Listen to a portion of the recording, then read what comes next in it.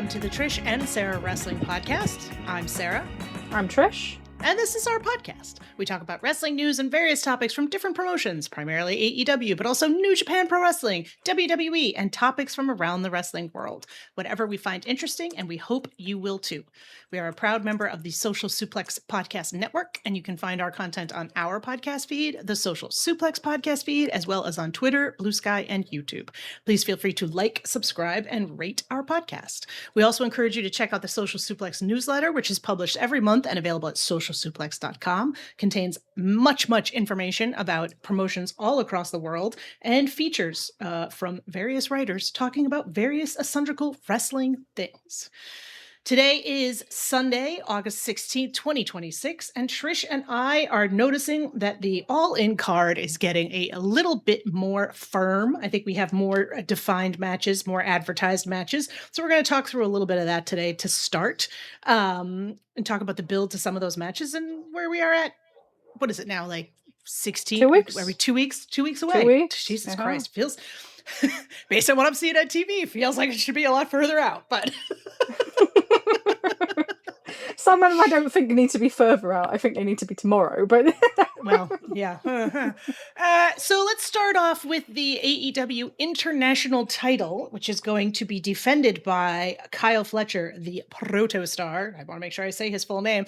And he is going to be facing his former Don Callis family associate, Konosuke Takeshita, as well as his current Don Callis family compatriot Kazuchika Okada in a three-way match for the international title. This was revealed in a promo segment between Don Callis, Fletcher, and Okada on Wednesday. Fletcher seemed very upset because he was unhappy that Don Callis was saying it doesn't matter as long as he or Okada wins. And Fletcher was like, what about what I want, Don? What about what I need? What about my needs? Which I really enjoyed. He seemed like he did come across a little bit like a trophy wife, like a younger trophy wife of like an old guy, but I don't know. I kind of like it. He was very dramatic. This was kind of, this is sort of something that's coming out of the whole Proto-Kata, Proto-Takeshita relationships that have been going on. Did not want to say Protoshita. Protoshita, that's what I was thinking. I was like, yeah, but I aggressively blanked on it, and I was like, what the fuck? Protoshita. That had been going on for like the last couple of, at this point, we're in years, right?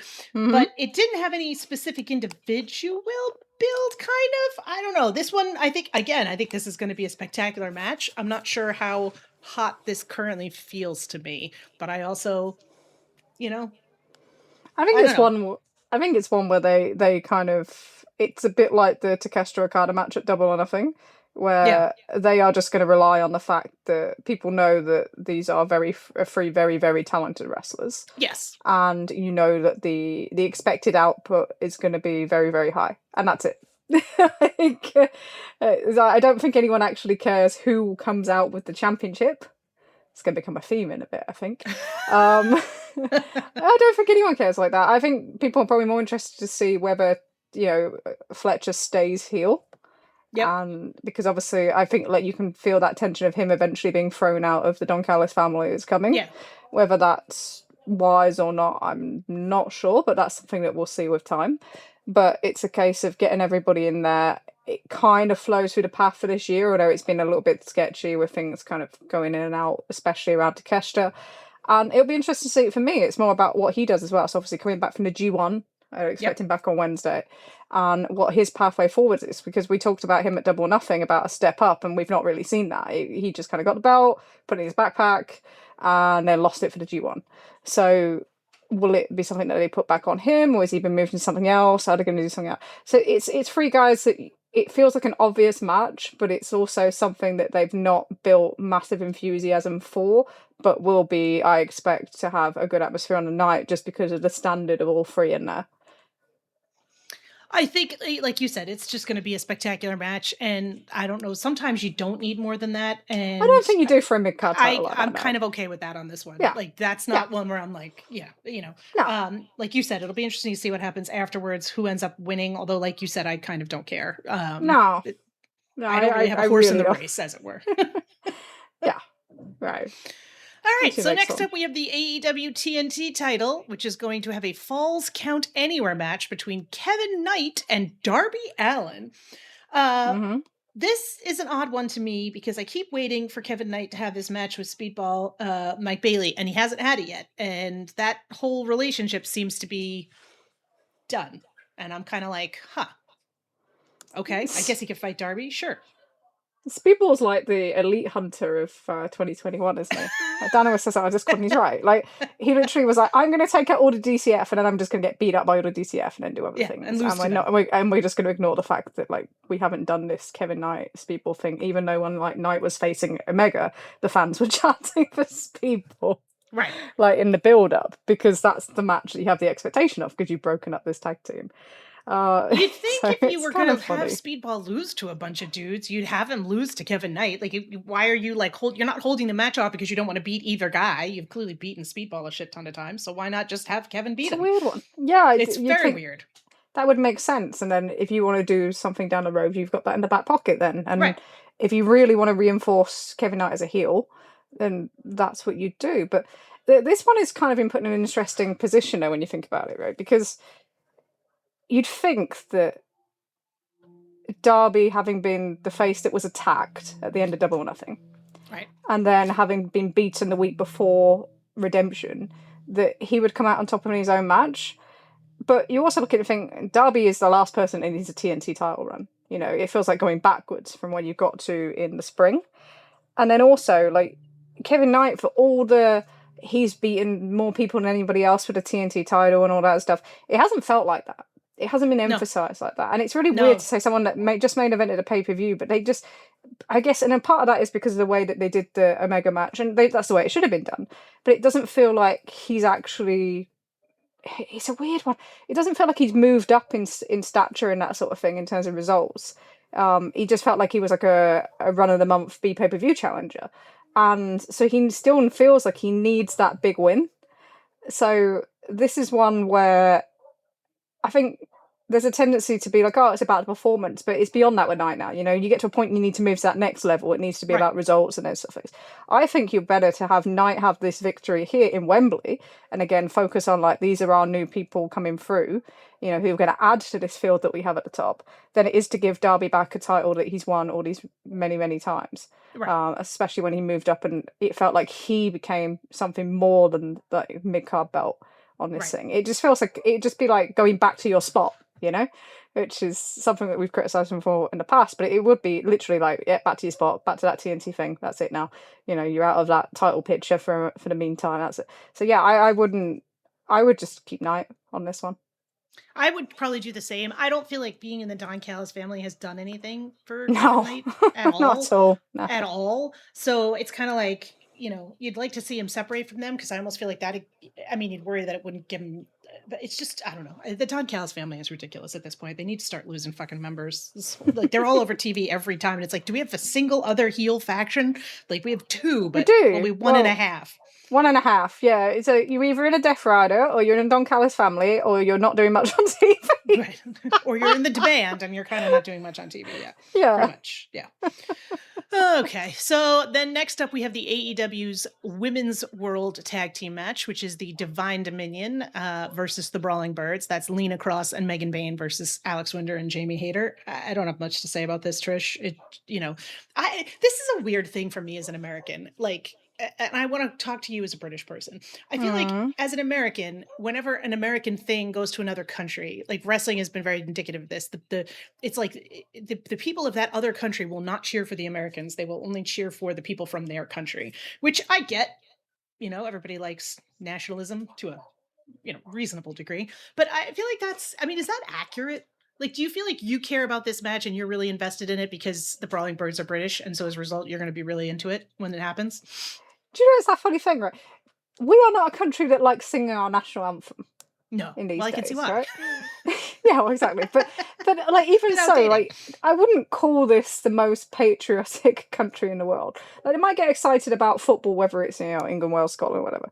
But other than that, like, we don't really do that. So, and I think you're right. I think it's completely outdated, and it should be based on people want to see the best wrestlers, and they want to see the wrestlers that they're invested in most win. And that's not really location driven. It's just bizarre. And there's just that thing of, we still have to do this, we still have to do that. And it doesn't mean that they won't get a pop just because, you say, oh, they're from Britain and that.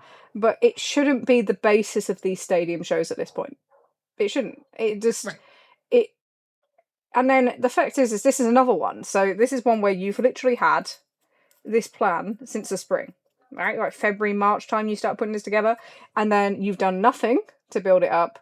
Nope. And then they win it, but they win the chance to face them by Willow pinning Mercedes in a tag match at Arena Mexico. So they don't have the agency of doing it themselves. The promos have been weird at times. There's some things that just keep my kind of eyebrow raised. I'm like, what are you doing? Who's responsible for that? But it's like, yeah, I guess look, for me, it's like, I can see a point in taking them off Divine Dominion because I think you want to get both of them into the singles division. Yeah. And, Jamie's had runs in the singles. Windsor's had a brief run, but obviously can do more. So it kind of feels like the right time to switch it from that perspective because they can do more tag. Although it's not like they do much with the tag titles and the women's tag titles to start with. But I can see a point in that, and then getting like Megan Bayne especially into the singles and going from there. So there is point to it, but yeah, there's just not much to talk about here because they've not done much to build it, and it's just, but it's a lower card, isn't it? It's very run of the mill. We're just running through the lower card. Yeah. Some of the stuff, sometimes when it's a match like this, I say to myself, okay, how many times are the Brawling Birds, assuming that they win at Wembley, which I think you kind of have to at this point, how many times are they going to defend these titles on TV before losing them? And is that going to be like enough for this? And I don't know. We'll see. I kind of question it, but maybe they'll put something together and it'll be interesting, but I don't know. Sure. All right. Next up, we have the AEW World Title #1 Contender Casino Gauntlet match, which is currently got 3 participants, with Andrade El Idolo in the #1 entrant spot, facing MJF in the #2 entrant spot, and Tommaso Ciampa has also won a entrance into it, and otherwise I'm sure it will be filled with a bunch of singles people who lost the Continental Championship. Or Continental Challenge Cup matches. But yeah. And hey, maybe Bobby Lashley. He doesn't have to get pinned. Yeah, exactly. So why wouldn't he? I'm so bitchy. Okay. So I have a couple things to say about this, but I don't know if we'll have to deal with it. Probably more touch it on in the world title match when it comes, but I'll probably touch on what I want to say about it when in the world title section. But yeah, this is fine. They do this every year. I think it'll be hopefully good. I feel like last year we talked a lot about the women's match was better, the Casino Gauntlet, than the men's match. So we'll see if they're able to put something together or if it just becomes kind of, overbooked weirdness. So we shall see. It's one of them that I think the first time at Wembley will probably be the stronger of the things because it was like a new concept to that stadium environment at the time, right? Yes. And now we've seen it, so obviously it's a bit like with the WWE with their Royal Rumble. Like every time they do it, it then becomes like, what's the big surprises? And it needs to be bigger than the previous ones because you've kind of seen it already. And that's sometimes where they can fall back. Oh, you need to have a really strong story of it. Obviously, they're going to try and root it into the Andrade MJF stuff. I think you want to leave the belt stuff to the other bit, I gather. Yeah. Yeah, okay. That's what you meant. Yeah. But yeah, so I think they're going to try and route it through that. It's a weird one because you'd feel like that would be a natural singles match on this show, but it's also a match, but because of the belt stuff, I don't think you can do. So they're going to go through this method. And it's one of them, I think I could see Andrade actually winning it. I don't think Max needs to win it because he has the other fake belt, but that's where some of the logic falls out of this completely in general. But it's just, that is just like a pop merchant kind of factory, isn't it? It's just like people want to see who's coming next. There's some people in Mexico, like Mystico, that have cancelled like a booking that weekend, or show's been cancelled. So you can see that there's kind of people coming in, and it's just like, who else have you got? Right. And then we'll see who comes out of that. But yeah, it's really hard actually doing a preview of this, right? Because you look through the lower card, and I'm like, that's great. I don't care. All right, and then next up we have the Continental Challenge Cup final match, which is going to be question mark versus TBD, or TBD versus TBD, or question mark versus question mark, however you would choose to do it. It's not. It's question mark versus Jon Moxley. Yeah, let's be honest. Well, I was trying to be a little bit, but it is question mark versus Jon Moxley. We hadn't talked about this. The Continental Challenge Cup. We didn't get into this last week. We didn't have time. I feel like I missed a collision, and all of a sudden they had this going on. I was like, I don't know where this came from. I feel like I was like trying to find it today, and all I could find was the selection show, which I wasn't going to watch.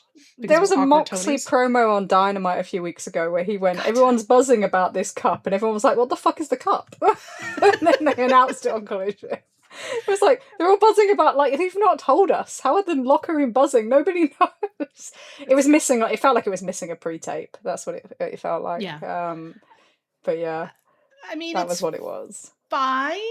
I guess I'm just confused a little bit by it because, I think, first of all, so it kind of ties a little bit into the men's world title match stuff, but I'm trying not to do too much of this. But it's one of those things where it's like, it feels like the first 2 rounds are pretty easy to say. It's just a question of like, which of 4 guys is going to be the final against Mox. And it's also like, you're going to have another one of these in 3 months. So why are we doing this now? Like, what are, like, I don't know. It just sort of feels a little bit unnecessary. I think the matches for the most part have been good with 1 or 2 exceptions. But, again, it's one of those things where I'm like, oh, okay, sure. Yeah. Okay. It just feels like a TV time spinner, and it's funny because they trademarked the Continental Cup back in March, so they obviously had some sort of plan on it since then, which is funny because I don't think that trademark held up, considering they've had to change the name, and I didn't think it would because, like, the Continental were like a tire maker. I don't know if you have if they make tires over there. I googled it, and there was a couple of Continental Cups that came up. So okay, yeah. So there was a Continental Cup was European football trophy in the 90s. They also have a cycling Continental Cup that I think they still have trademark for. And Continental Cup was the Women's League Cup until a couple of years ago before it became the Subway Cup. So we now call it the Sandwich Cup. So so I wasn't that surprised they had to change the name. It does feel like a bit of a pointless tournament, considering like this is supposed to not really be a proper belt anyway. Like it was supposed to be another thing. And it does feel like much of a time winner, and I'd rather see someone like Jon Moxley in something that you can invest in a program for something like All In. So something thrown together kind of in this kind of format, even though there are people that obviously have story around him, it's a bit weird. I did look at the lineup when it came out, and I looked at it, I was like, that's very Collision 2023. Yeah. I can look at it and go, okay. Yeah. Well, it's like, yep, there we are. But I think I thought the favourite going in was Jay White, because people have been speaking about a Jay White Moxley match potentially for All In prior to this announcement, and obviously when Nigel McGuinness got announced, I was like, oh, okay, that could be easily in there. I'm sure he'd want to do something like that, but for me, it's like I would never be in favour of that, because to have people work all year and then end up in multi-man matches and lower matches down the card in gauntlets, and then like one of the big single spots on the show is taken by like Nigel, commentator, who's had like moments of Forbidden Door and stuff, and had like you've had them moments. All In 2 years ago too. Yeah, so I know like people like that nostalgia stuff at times, but for me I'd be like, okay, yeah. It's a very WWE thing to do. It is. It's very WrestleMania. It's the things we used to complain about WrestleMania when they did that, and they're like Dean Ambrose would be on the pre-show to against Baron Corbin to bring that back to Jon Moxley. So yeah, we'll see. It's again no interest at all going in, really, and it's fine. I think if you like kind of the knockout cups just for good matches, then you're going to get your good matches. Had they given you many lines to invest in?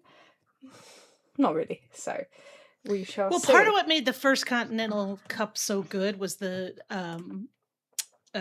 promos that they did around it. And the C2, yeah, the C2, and they haven't really done any of that here. Like, you've had a couple here and there, but nothing that's really grabbing onto you. So I don't know. It's like, okay, let's see what happens. Yeah, that's the thing, isn't it? It's like that had the whole promotion around it. It was a breakaway from the very WWE type heavy kind of stuff at the top of the card with MJF and Adam Cole and everything like that, and the Devil and all that stuff. So it felt fresh, it felt different, and then it had like the backstage segments, the New Japan style kind of straight reaction stuff, and we all kind of invested into that. Whereas this is much more like their old school kind of tournaments, isn't it? It's like, we don't even have a bracket because we're going to do it like FA Cup styles. The blind draw is going to throw everyone out there. Here's a match, here's a match, here's a match, here's a match, here's a match, here's a match. And you're not getting that kind of... You don't get excitement about who's going to face who next. Yeah, and then the lineup hasn't. It's the other issue is the lineup doesn't have that many people that you'd be like really excited to see the final of. So I don't think, as much as I enjoy Jay White, I don't think people have had that reaction to him coming back. I don't think pairing him with the Dogs has helped that in one iota. No, it has not. You've been better pairing him with somebody kind of who's been on TV more regularly as part of AEW, I think, in that regard. So you can do that. I'd be interested what they do with him, because you can have him as like somebody opposite like a John Moxley and the Death Riders. But I also think that I wonder if they'll go back to their original plan before he got hurt last year of putting him with the Death Riders, because he could make a good kind of step up opponent to Ospreay to Moxley.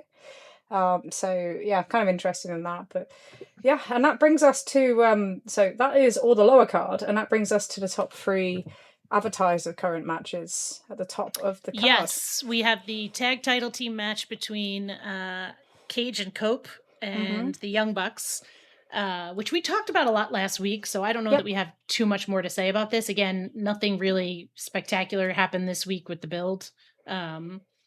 No, it's a lack of focus build, and I'll talk about it more after, I think, than I will before. Yeah.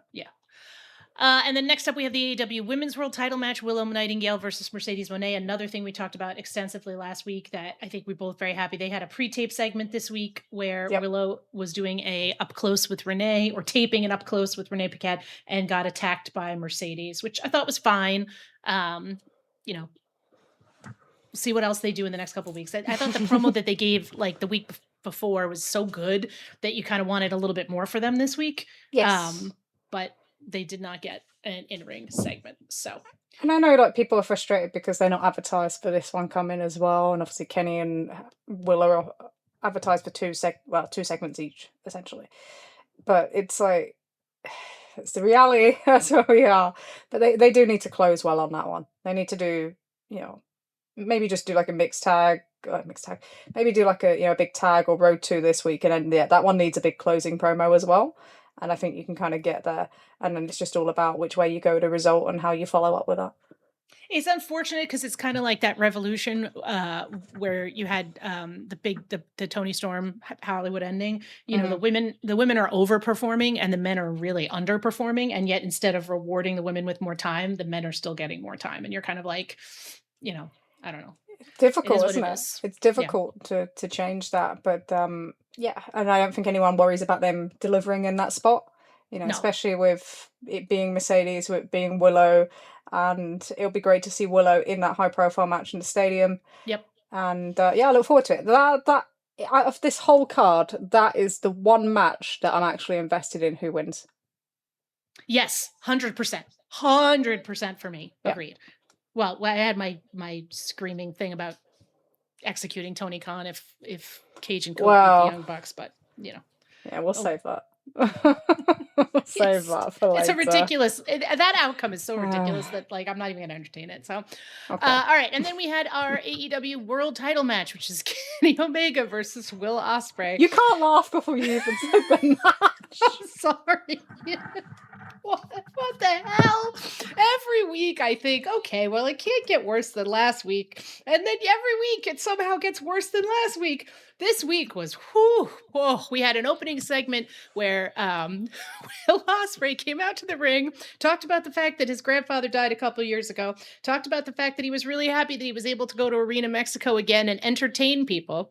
I thought this was like, I don't usually care that much about this stuff, but I just watched this promo and I was like, this is really kayfabe breaking, right? Like, he talked about the street fight and he was like, I was there to entertain. Like, he didn't talk about the match he had with Davis like it was a match, like he wanted to win or he was upset with Davis or anything like that. It was like, I was there to entertain people, and that's what I do, and that's what my grandfather always told me to do, was do a flip. And I just was kind of like, okay, but aren't you like trying to get a title? Like, isn't this part of that? And then he called out Kenny, but Kenny didn't come out.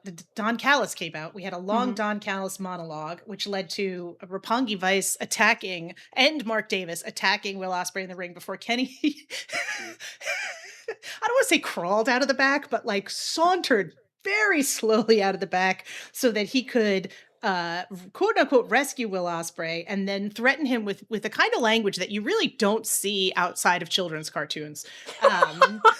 Like, I was like, what the fuck is he saying? What are we doing here?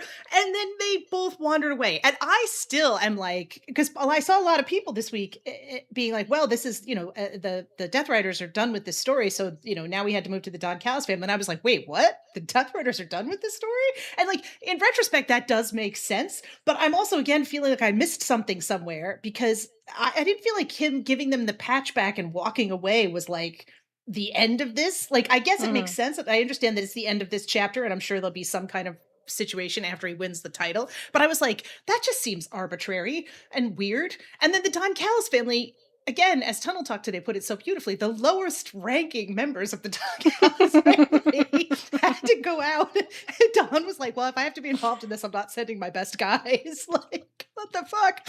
And I just, like, I don't know. Like, am I supposed to be rooting for both of these guys or one of them? I don't want either of them to win at this point. And we've talked about this a lot, and I don't want to over discuss it, because I do think there's a point where maybe sometimes you hit an end point and you'll look back and go, oh, all these things were leading to the end point. I can't envision an end point that makes sense with what we've been seeing the last couple months. I can't envision an end point. And the part that kills me is, like I said, I listen to Tunnel Talk every week, and every week those ladies have some very gentle suggestions for this feud that they could do very easily that would bring it out of the complete nonsensical insanity that we've been seeing and into something that resembles a coherent narrative. And yet every week, and I was thinking to myself, I'm like, who's writing this? Whose ideas are these? Why is that person being listened to? Is no one like, hey, maybe we should stop and think about this and have like a phone call where we walk through what we want to do the next couple of weeks? Because this just makes no fucking sense to me. I don't know. Like, it's fine.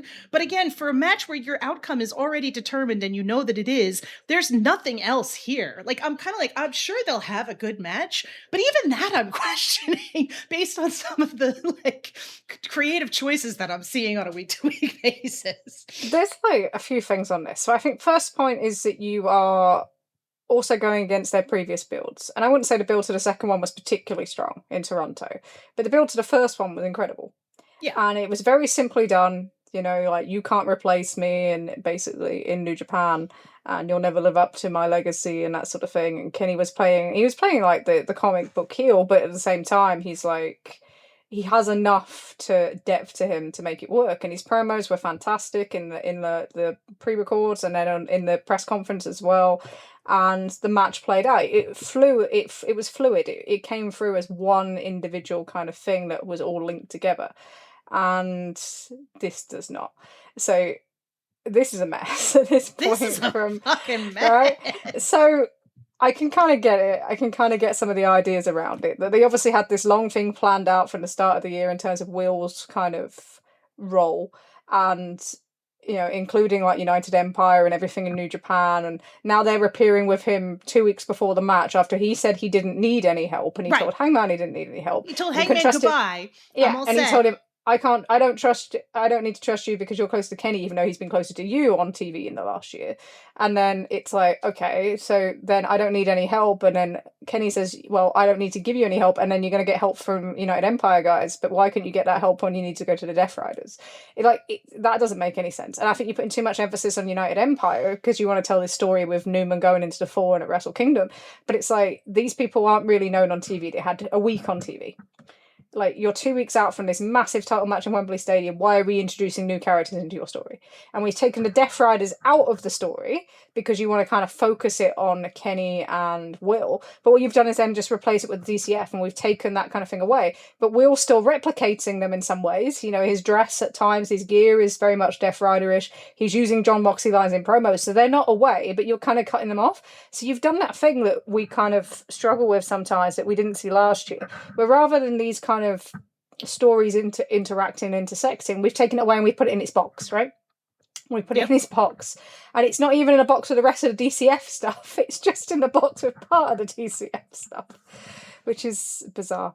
But it's like, yeah, it doesn't have that level of detail that you would expect from Kenny Omega, quite frankly. And we can see that. So it becomes disjointed, and we do these things. And then him giving a babyface promo where he's running down Kenny Omega for not being at Arena Mexico, to the point where, like, you've got Brian Alvarez having to go out on the air and basically say it's health concerns.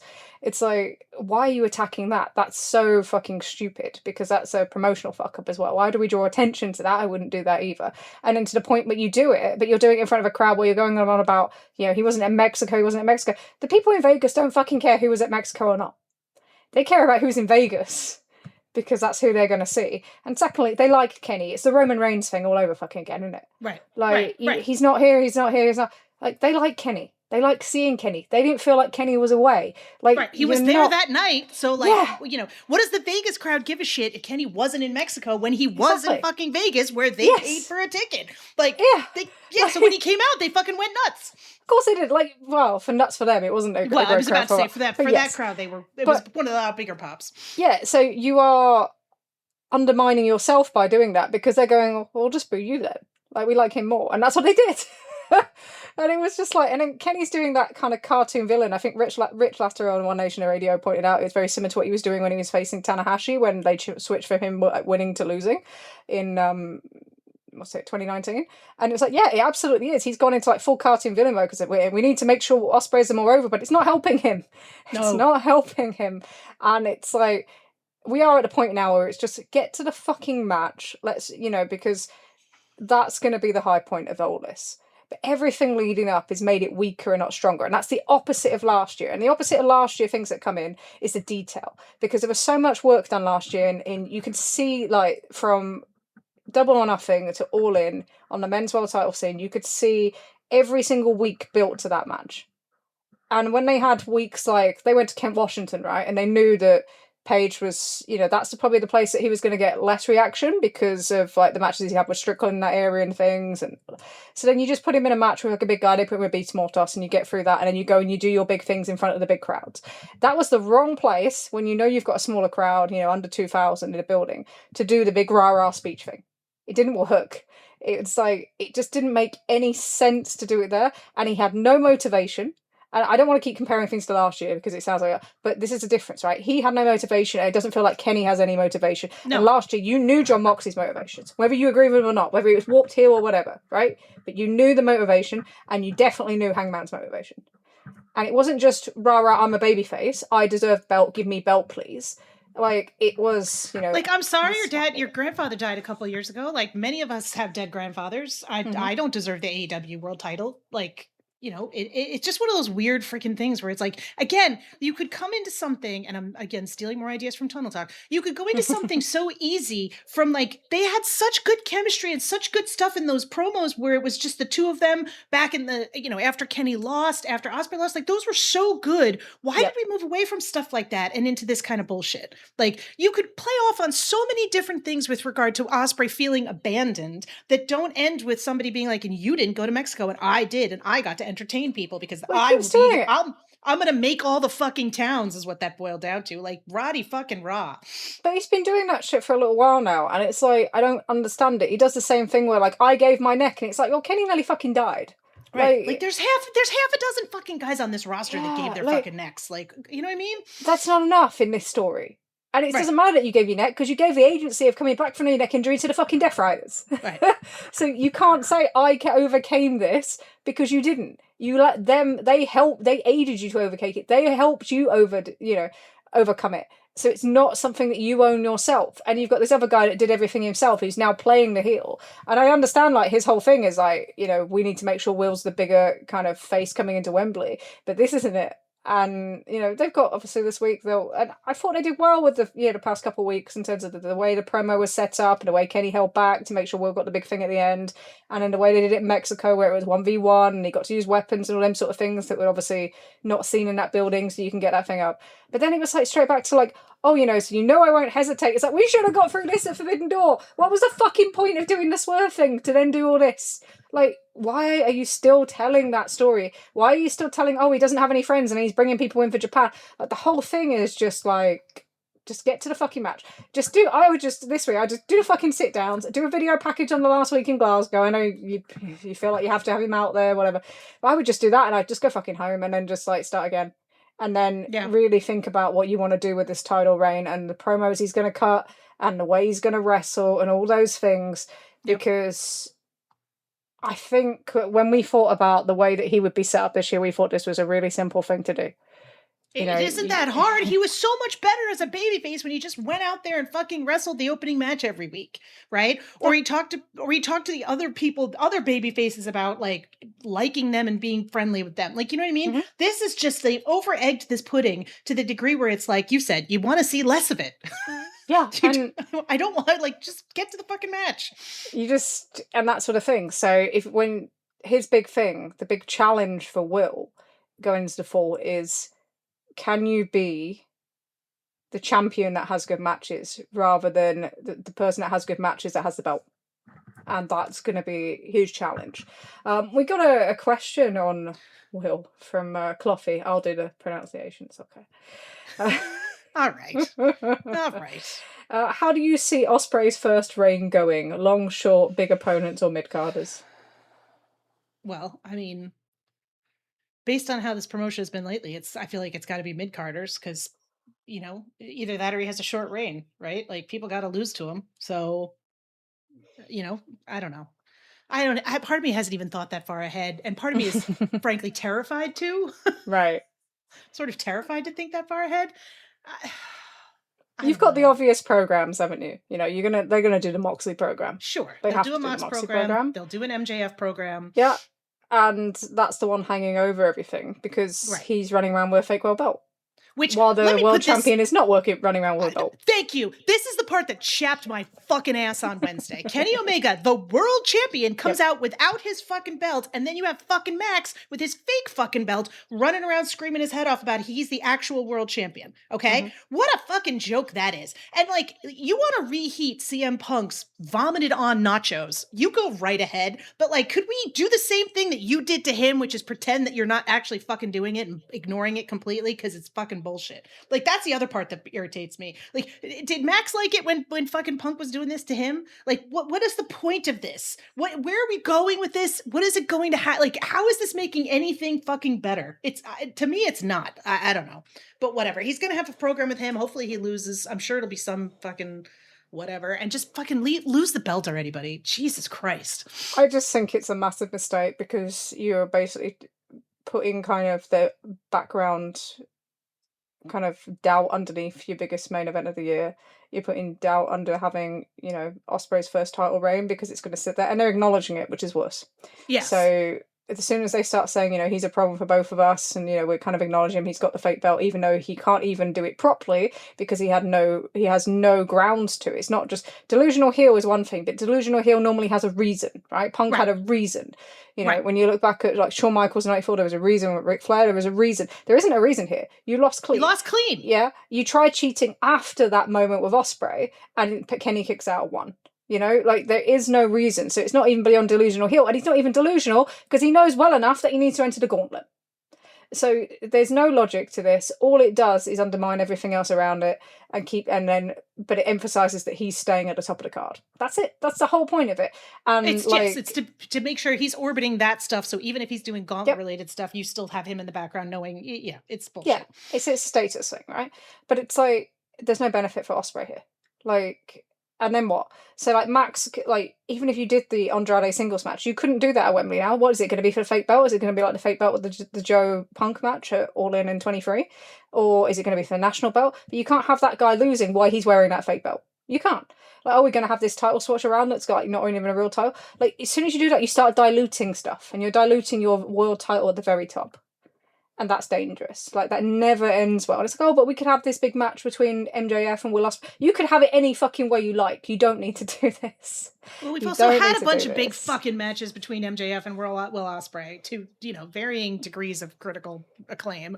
So, like, it's not like we don't know that these guys haven't wrestled. I don't know. I'm just, whatever. It is fine. I'm sure there'll be people happy to praise it or whatever. I just think that there needs to be other people involved, and I don't know how you do that. And then for Will, it's about how do you keep that momentum if you're not facing the more experienced people? Because generally in the first reign, you want to face kind of more experienced people or kind of wrestlers that are much bigger than you, because you're not the guy in terms of carrying everyone else. Like, they're still looking at you to become, it's like they're looking at you as this is your first chance to be a champion. We want to see how you perform in that role, rather than how you aid everybody else. That comes later down the line.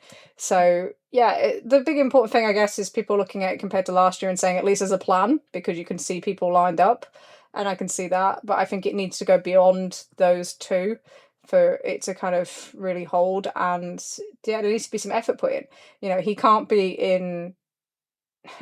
He can't be halfway down, like stuck in quarter 6 in the cards and that sort of thing. He can't be unadvertised. You've really got to get behind him as your top guy. And the more talk you think, you think, are they going to get behind him and move MJF to the side for a little bit? Would it require MJF not being on TV? I don't know. But it's like, I don't know if I have the confidence in that he's going to be treated as like the number one guy in this company after All In that I probably did a year ago or 2 years ago. I don't have that same confidence now, because they haven't done that in the build. There's been moments, but like even just look at like Forbidden Door, right? We chuck that as a main event, like literally on the night. We don't emphasize it. It's not the biggest built program for for the Owen final, for the men's Owen final. We don't do any of that, and then all of a sudden it's like, there you go. And there's been lots of other little things like that all the way through since he's come back that says to me like that's not the focus of everything right now. Right. And some of that is because everything's a bit messy everywhere else, and you can kind of see that the last few months. I think that's really played out on screen the last few, since Beach Break really, but probably just a little bit before then, probably since Dynasty, to be honest.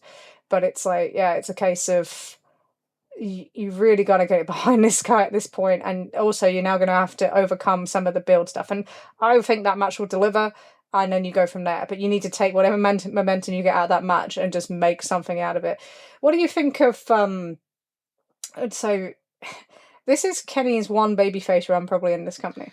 Brutal. I was thinking about that this morning, where I was like, I was like debating that because I was thinking about our podcast and what we're going to talk about, and I was like, a lot of people were like, really aching for this babyface run, and we're really pushing for it and arguing for it, and boy, it feels like a giant waste. Like, you just, he's not going to defend again, right? It's 2 weeks away, so his one title defense feel like it, no, against Kevin Knight, which again, good match, whatever, not really the thing that you want to leave going, wow, what an incredible, think about all the people he hasn't defended against, right? Yeah, and you're just all the people like, okay, he's built rivalries with that are in AEW, right. yeah. And it was Kevin Knight, and that's it. Like, and not only that, Kevin Knight, and then a bunch of weird promos and segments that where he kind of comes across as a heel but doesn't come across as a heel, and just, I don't know, it just odd shit. It's just kind of a giant letdown. Like, this is the last, if this is the last babyface big time run for Kenny in AEW, that people really wanted for a long time. Like, what a disappointment.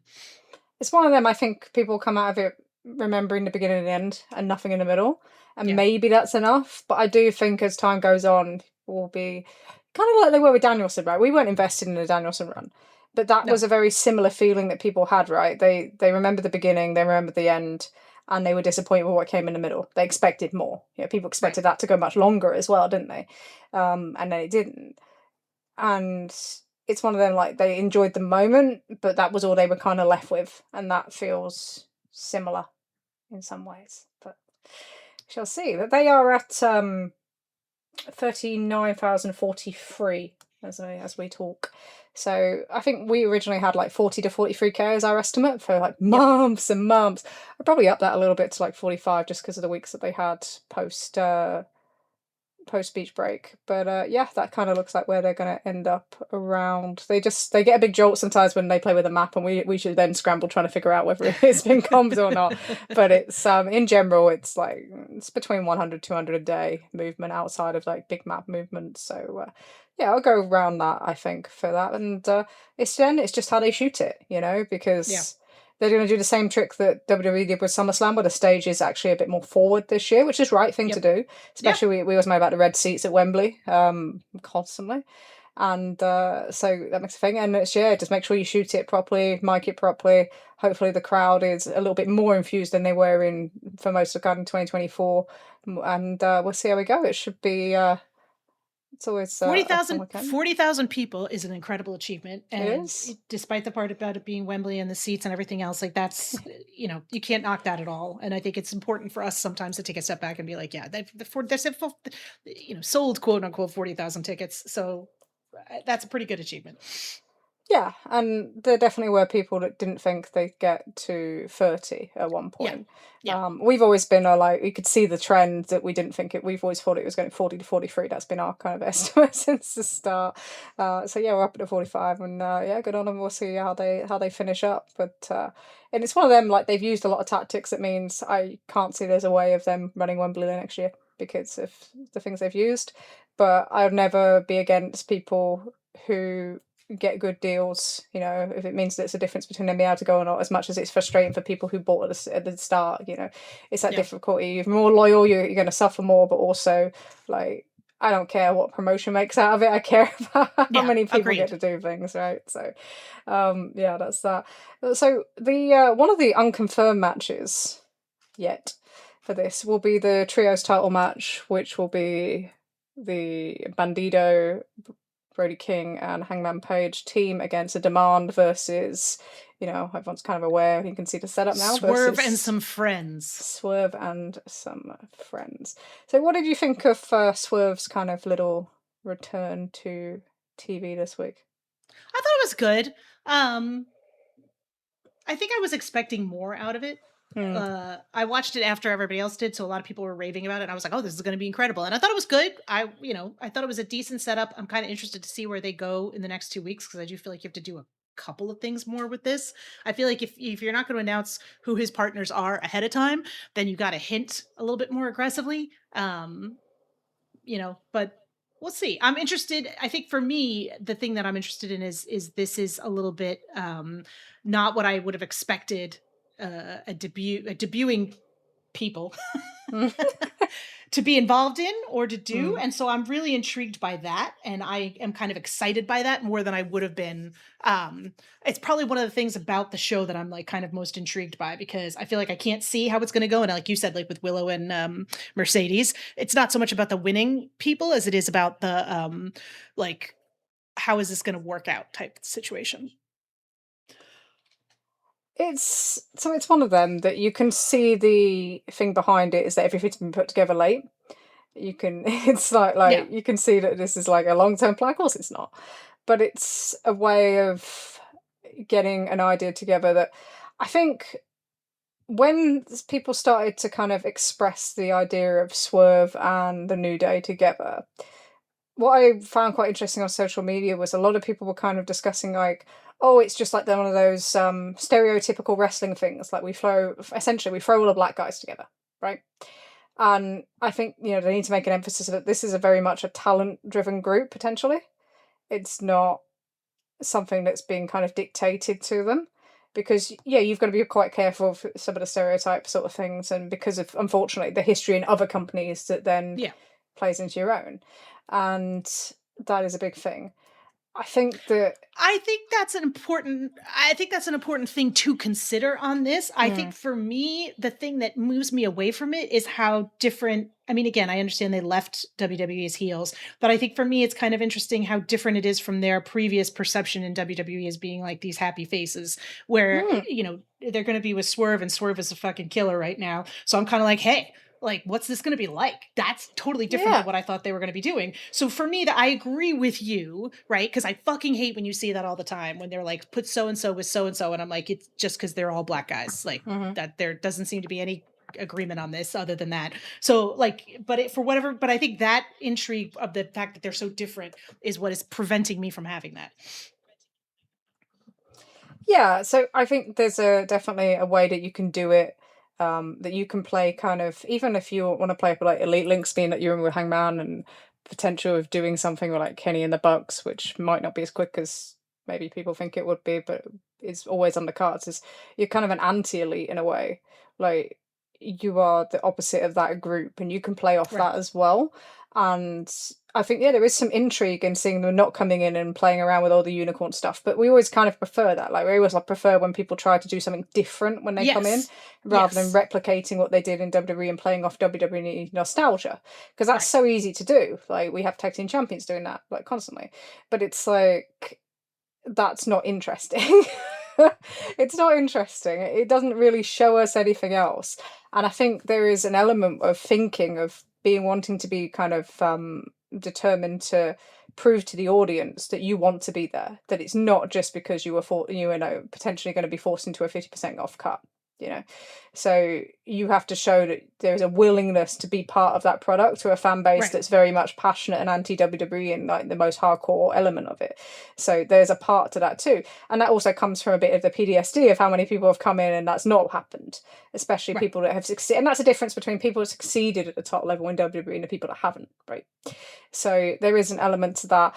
I do think it's a natural position to Swerve to go back into, and I think even if this is only a small part with Paige, and I don't expect it to be massively long, but it's like, what it's done is kind of reset the character a little bit. So this is where they're very, very clever, and the people that look after their stories are, like, I compare it to the Omega and Ospreay segment.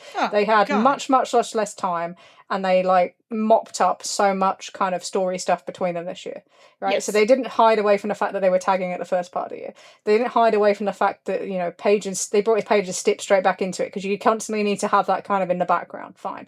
Then you do the thing where you basically say to Swerve, like, you turn heel, you do all this shit and you got nothing. Like, what are you going to do now? And the whole emphasis of having the two groups is like, oh, here's all these enemies you've made, so you're going to need someone outside. Now, maybe they didn't get that clearly across enough, but they did so much mopping up that it's like a restart for him, and that's where he's at the moment, right? You've had this very disjointed year where you've pretty much played gatekeeper for Kenny and you've played gatekeeper for Will before their kind of big match, and you fell into that slot that Paige has kind of vacated when he's gone out. He's not silly, is he? But it's kind of clever, I thought. Like, yeah, I don't want to be a gatekeeper anymore, so I'm going to take myself out of that. Clever. But he's fell into that slot, and it's made things difficult for him. So he now needs like a restart. He needs a refresh, because you did that heel turn and you've lost all the momentum from that because of what you've done since.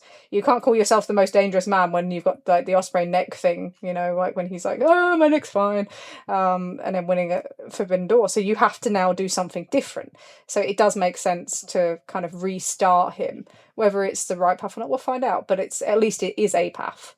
And it'll get him on the card. I think that's part of it as well. And that's what happens with these ones, because Wembley's such a short show compared to what they can do in like Texas and that, because of the lack of time with the curfew in the venue, that you are always going to have a lot of people kind of thrown onto the card. And I think the other thing with him is he struggles that he's still a heel, because there are no baby faces practically on this roster at a high level to work with. No. So he's worked with Kenny this year. Maybe you can go back to that post, him losing to Will. You've worked with Will Ospreay, so there's no reason for you to really be in that bit in the fall. You can't really work Hangman singles, there's no reason to. Nope. You're going to do it as a trios, okay? And then there's Darby. And that's it. Like, who else have we got at the top of the male roster that's a babyface, a strong babyface at the moment? Like, there isn't anybody. Nope. So, in a way, and you're, the third highest heel on the card? Maybe, I don't know what you count Moxley as. I'm going to count him as a heel for now, because he is going to be heel when he faces Moxley, when he faces Ospreay. So you are the third highest heel on the card, and there's no one for you to work with, really. And you've also got, they're trying to elevate the likes of Knight and Fletcher, and you still want to keep Okada strong. So it's really difficult in that situation of being able to find him something else to do, because there isn't the spot. And I think you had a choice there of whether you put him into doing something like this, and then you get the kind of rub for him of being involved with somebody like New Day, Daybreak, whatever we're going to call them. Or it's like, there would be no value of being on the show. There would be more value for him to be off the show otherwise than there would to be on it. And I do think there's a thing where, I felt like the last couple of months, people keep waiting for that second big singles match. You've got the freeway, the Takeshita Fletcher Okada one, but it's not a marquee match in terms of names for a lot of the audience, right? They're not the big focus of TV, even though I think Fletcher will absolutely get there. It's like at current, they're not. So they've all been waiting for, who's this big second marquee match going to be? Who's it going to be? Who's this big, like the equivalent to the Okada Omega singles from last year? And there isn't one. And I think the heel-face dynamic is part of that. I think there's some personal dynamics that are also part of that. And then the other part is the time. It's just the time of what you have in the stadium. But so in terms of debuts and people coming in for WWE, obviously that one is feels very much imminent, to Sir Tony's word, because that's the one he likes at the moment. Then you have Kairi Sane, who obviously joined Barry Bloom's management company, who we're told from people in Japan is kind of 50-50 at the moment over whether to join Stardom or AEW. So that's kind of a little update on that. And then they did debut another tag team. Feels like this didn't happen, actually, to be honest. Like we retconned this didn't exist. But yeah, they debuted another tag team on the Detroit Dynamite. We had Motor City Machine Guns showed up on Collision in Detroit. They opened the show with an in-ring promo, and we have not seen or heard from them since. Just weird shit. Like, that's one of those things where it's like, if you're going to do this, where you're going to have these guys open the show and come out like that, then you better have a fucking plan for them. Even if it's a low-level tag team and a run on Collision, like, put them on the fucking show every week or a couple weeks in a row. Doing this and then having them disappear make no sense to me at all. Why hire them? Why debut them there? It's just fucking weird. They've definitely told you what level they're coming in at, right? It's very much like the dogs, right? They've said, this is their level, we're going to kind of put them out there. But that's one of them where, you're right, like, don't do it before Wembley. Like, I know you want to do Detroit, fine, but just don't. There's no benefit to it. So this is where we're talking about the Strickland thing. Like, you don't have to find them a spot, right? So they've managed to find him a spot, but that would be a priority, because Swerve should be one of your priority people on the roster. Like, Motor City Machine Guns, they're not going to push them as a top tag team. So then, like, what benefit do you get at the debut? Maybe maximize that at the right time, and we just kind of shucked it in. I'm fine with them not coming in as a top tag team. Like, that's fine. God knows we have enough tag teams that we could be doing stuff with that we're not, because Cope and Christian don't wrestle. So, like, why wouldn't you have then say, okay, we're going to have a high level main event tag team scene and then a lower level tag team scene, and we're going to have these guys, you could make Collision a fucking tag team.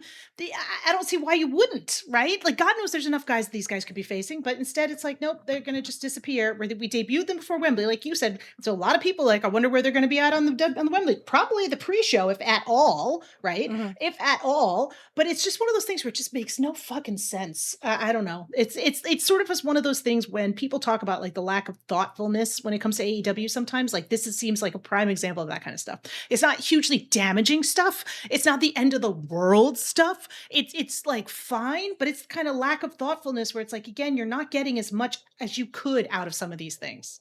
Yeah, it's just little things, isn't it? But it's just kind of an amusing one that was like, we brought them in, and it's like, and are we doing anything?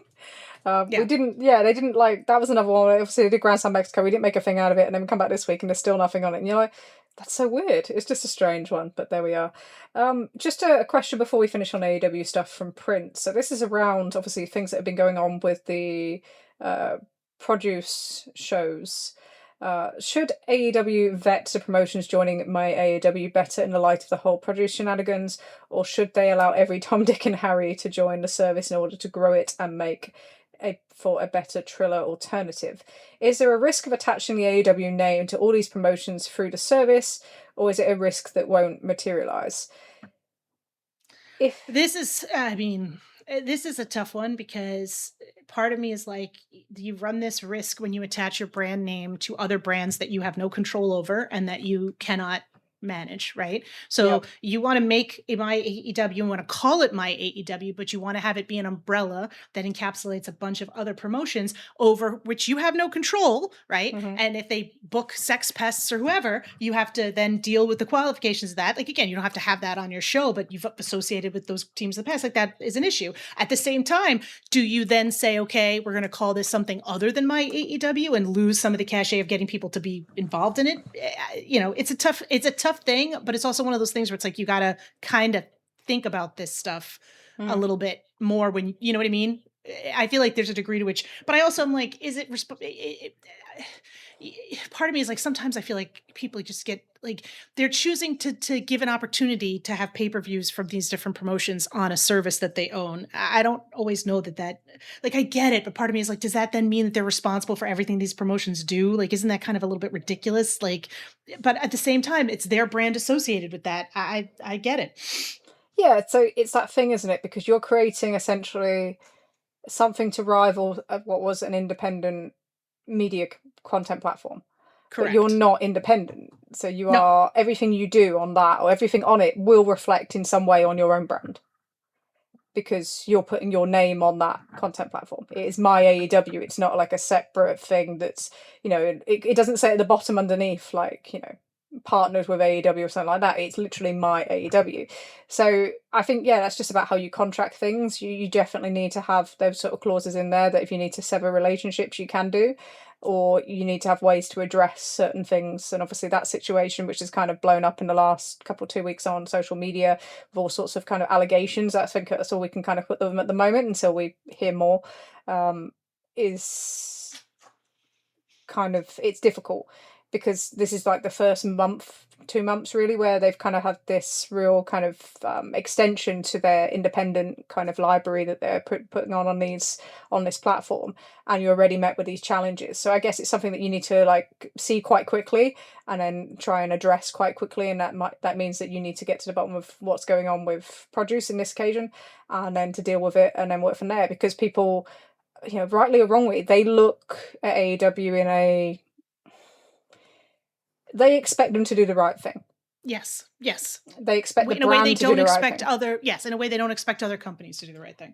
Yes, and you know, that's not something completely fan driven. That's something that the company have kind of latched onto as well. You know, Tony Khan has done like the thing he did with NFL Network. You know, how he described WWE and AEW. He's leaned into it. Exactly. So that also means that then you have a responsibility in a sense that, in a moral sense, that maybe you wouldn't have if you were a different company. So yeah, it's a difficult one. I think that you've got to be very, very careful, especially because you know what independent wrestling's reputation has been like for however, God knows how long. And we're seeing more and more instances this year of things where it's like, maybe we haven't made as much progress as we hoped we had. So there's something to keep an eye on, and yeah, and there should be pressure on them. You know, if these things need to be looked into, and then if there's wrongdoing to be found, then you need to make a decision. And if you don't, then that will reflect on AEW. That's the way of it. So let's move across to something that you've been asked to talk about by literally I know our entire Discord for like a few days. They are desperate. Hours. They are desperate to hear your thoughts on this. So over in WWE land this coming Friday, Kevin Owens faces CM Punk in Toronto for the WWE Championship, and they did a second promo this week on SmackDown. They did a second promo this week on SmackDown, and everybody on Saturday morning when I woke up, because I wasn't awake during SmackDown. You're on British time. We've been through I'm on British time. What can I tell you?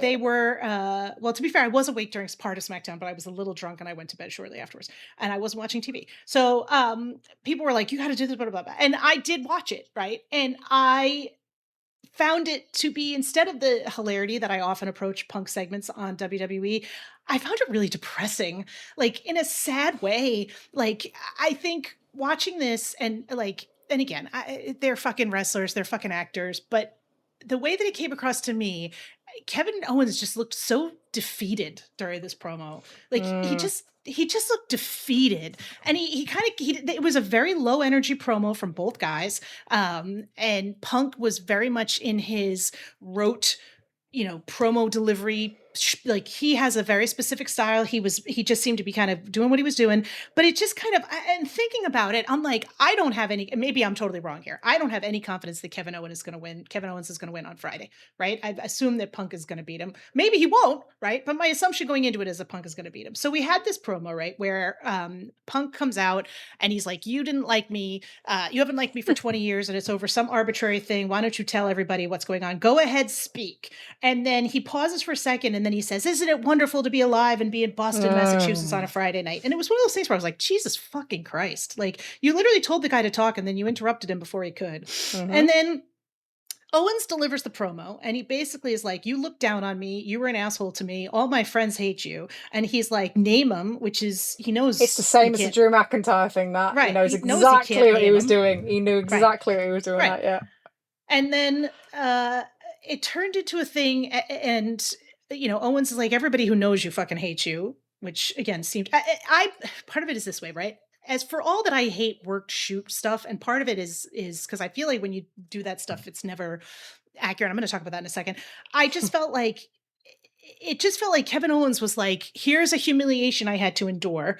And the person who humiliated me has not just been successful, but he's thrived. And now we're in a situation where he's going to humiliate me again because he came out and basically Punk's comment was, you're still fat and you don't do, it's that bullshit that the workout bros do. And I get Punk is now a workout bro where he's, again, as his trainer came on and told us on social media, it's totally at 100% natural that, many 48, 49-year-old men gain this kind of muscle naturally. And I believe that completely. He ate his vegetables. He's eating lean, all those eggs.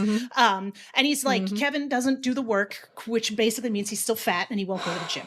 Right. And that is the kind of stuff that I hate that because I don't see how anybody can look at what wrestlers have to do and think that regardless of their size, I feel the same way about Kenny Kingston, is regardless of their size and think that, Punk is a guy who always looks 3 minutes into a match like he's going to puke his fucking guts out.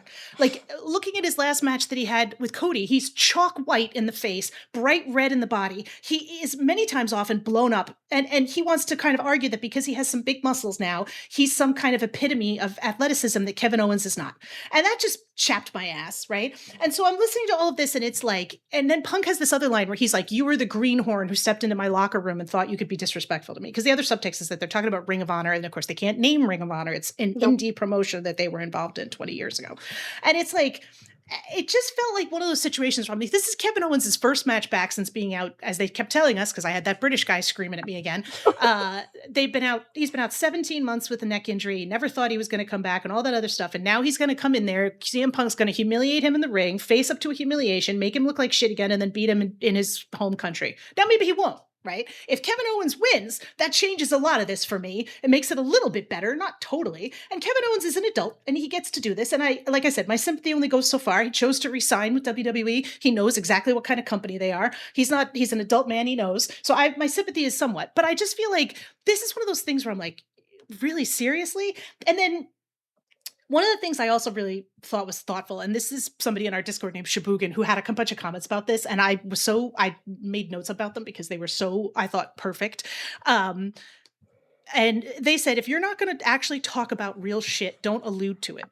Quote, we worked for an independent promotion. You worked for Ring of Honor and you did a shoot interview about it already. Like, for fuck's sakes, you could have just said, I would love to tell this room of people why I don't like you, but more than half that story is held under an NDA that you signed. If you're going to do the worked bullshit, actually do it.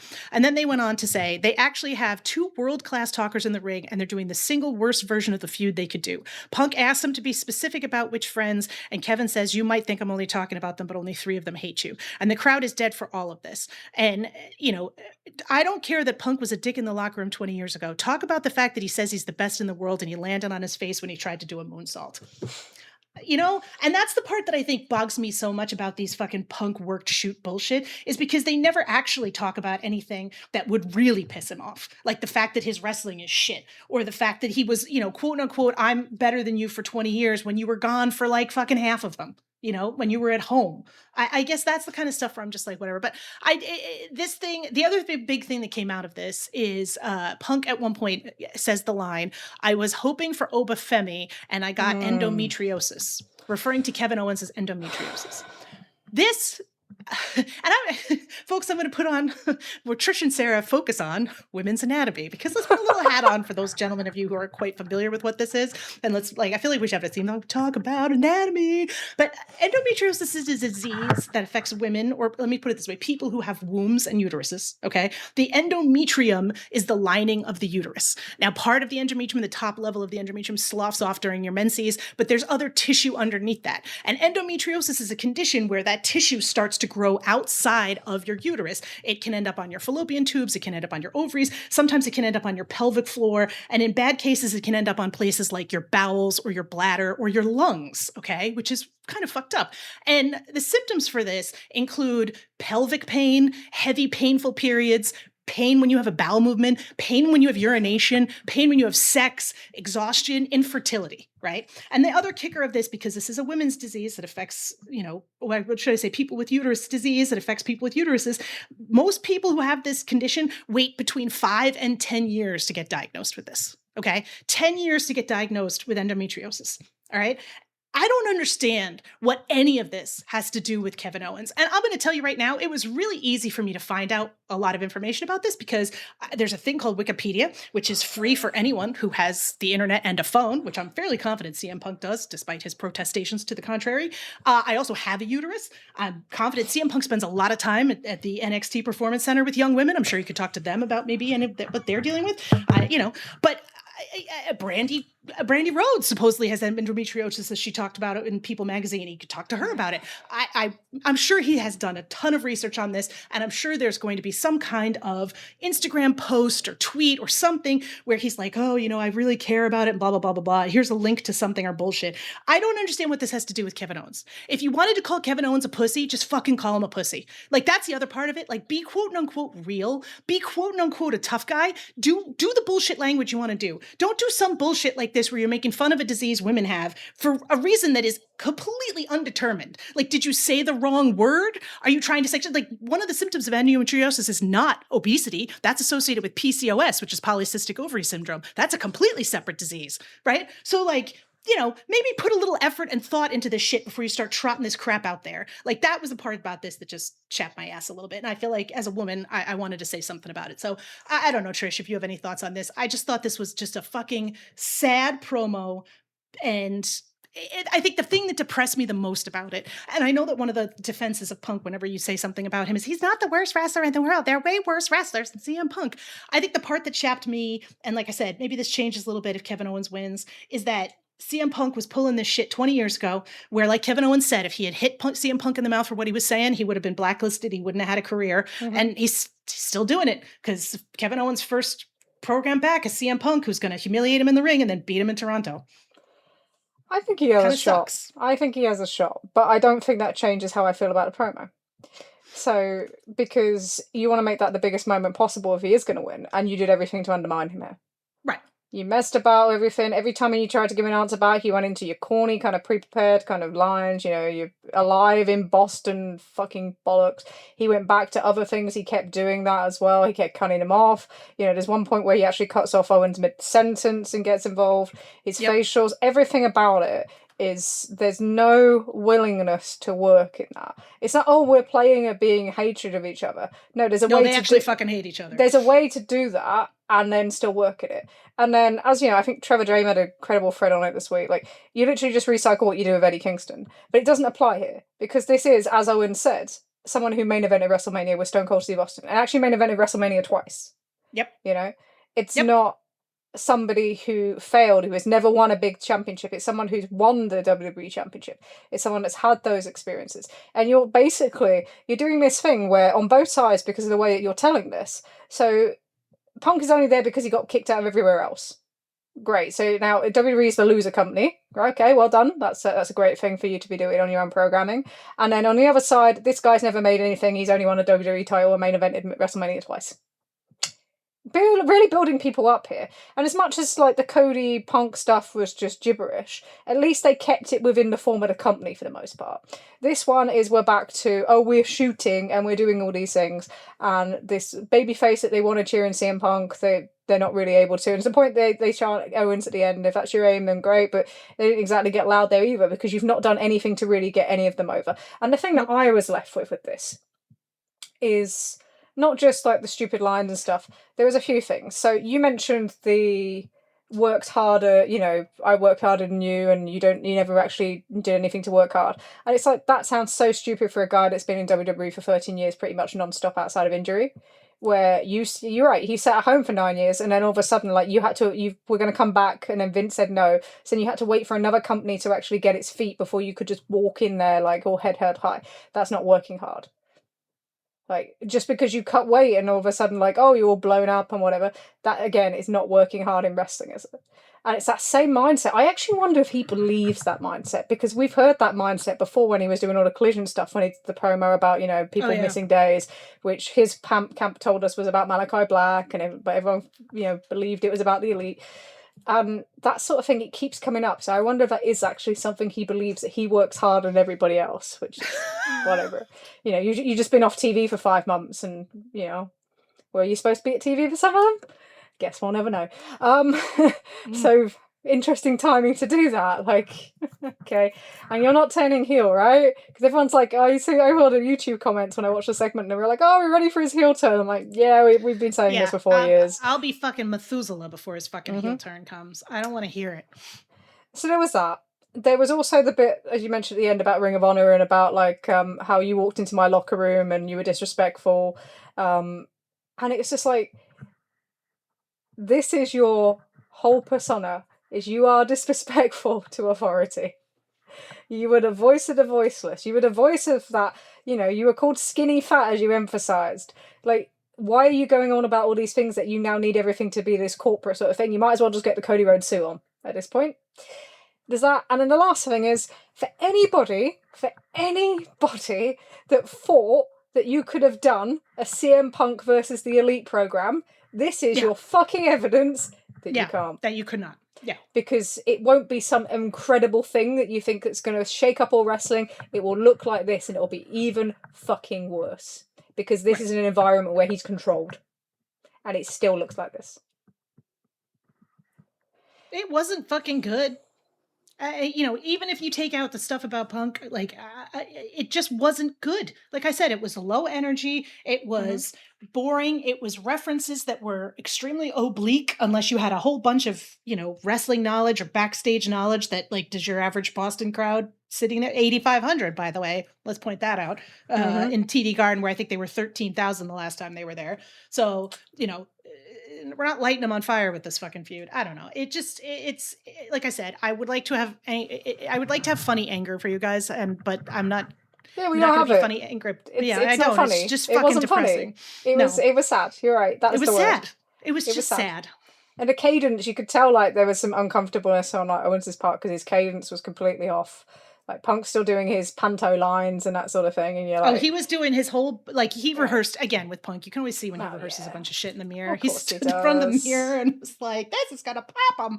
And then half the time it doesn't, because nobody knows what the fuck he's talking about. Yeah, and they never will. But there we are. No. Yeah. And then I will have to be anticipating, apparently, a Hiromu Takahashi debut on SmackDown at some point soon. I'm so sorry. At least he's getting paid.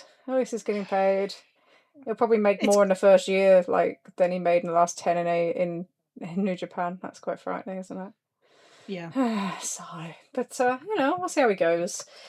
And let's move over to his former home. And I can be happy now, because I don't want to talk about sad Punk promos anymore. Sad Punk promos, fuck off. Right, New Japan Pro Wrestling. We today had the final of the G1 Climax, and Royaiwa defeated Yuma Umura in the final, in front of 7,200 in Ryogoku Kukukan. And it just capped off what has been just a fucking awesome tournament. Just one of the best tournaments that I can think of as a cumulative full of so many different stories that kind of highlighted so many different wrestlers. And even when, like at the start, it lost one of the most prominent people in it in Shota Umino after one night, with potential concussion symptoms. So to be able to deliver that, and for all of these young guys essentially to be able to step up and be supported by the veterans in there has just been incredible. And you have this final, which I think you'll see kind of really divisive takes depending on which side of the tribalistic bit they sit on. But for me, what was key about this is you had this 35-minute final where everything was about these very basic moves that were all kind of essentially New Japan. It's all about the stuff that they teach them in the dojo, right? It's about things that they come in with, and it's part of this thing that they're doing of kind of recentering the kind of the ring work. And it doesn't mean that you get completely rid of the kind of what you would have thought the previous house style was, with lots of the big kick out finishes. What we really see in AEW now, a lot of the AEW style is built off that big show New Japan style in the 2010s. You still have that. You can still get your Goto Takeshi. You can still get your Shingo, Goto and all that sort of thing. But you've got these other wrestlers now coming through who are trying different styles. So Oiwa, who wins a tournament, his whole thing is establishing a headlock submission as a finisher. And he starts that, like, in the build through the tournament. He can't get Tsuji with it, but then he wins every other match following that with it.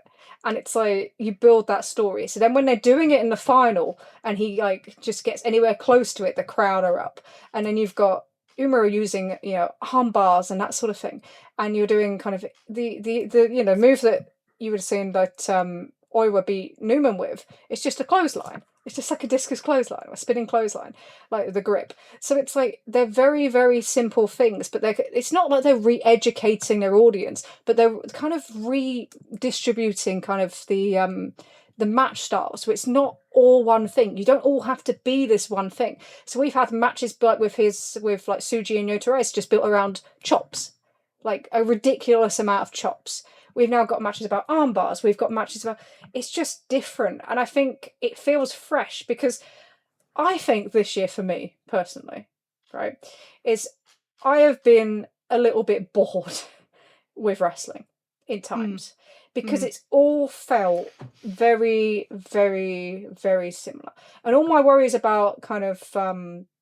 the style kind of globally becoming one style, and everything that's going on with AAA as part of the NXT WWE universe, quote unquote, and everything that's going on with CMLL becoming more Americanized and kind of removing a lot of the things that make them. All of that has kind of played out on screen, because I felt a lot of things have been very samey. Like, I've not really kind of got into something or invested in something. It just felt like you're watching something in the background. I do think that's the same with programs as well. I don't think there's been many programs to be invested in this year. I can't think of many programs that made me feel emotionally like I need to see what happens next week. And this tournament comes out, and all of a sudden you've got all these young guys doing really, really different things from each other, and kind of competing in their visions for how they see pro wrestling, but not being forced to kind of accommodate it into a house style or something like that.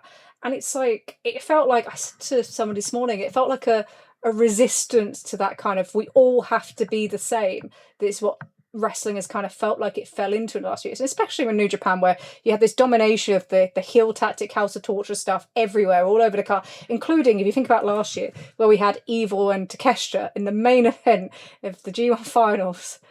And it's like, halfway through, obviously, they switch it up into being like a standard house style New Japan match of Evil trying. But it's like, it just dominated it. It got to a point where it was in the G1 main event. And now we're here a year later, and you've got two young guys in the final who called the match for the majority on the fly. It wasn't all planned out beforehand. They literally called it in the ring, who the crowd were invested in every single little thing they do. And I'm not really into like grapple fuck or any of those kind of phrases that are put out. But this is about building investment in something and getting the crowd to invest in something, rather than it is about we just do technical moves.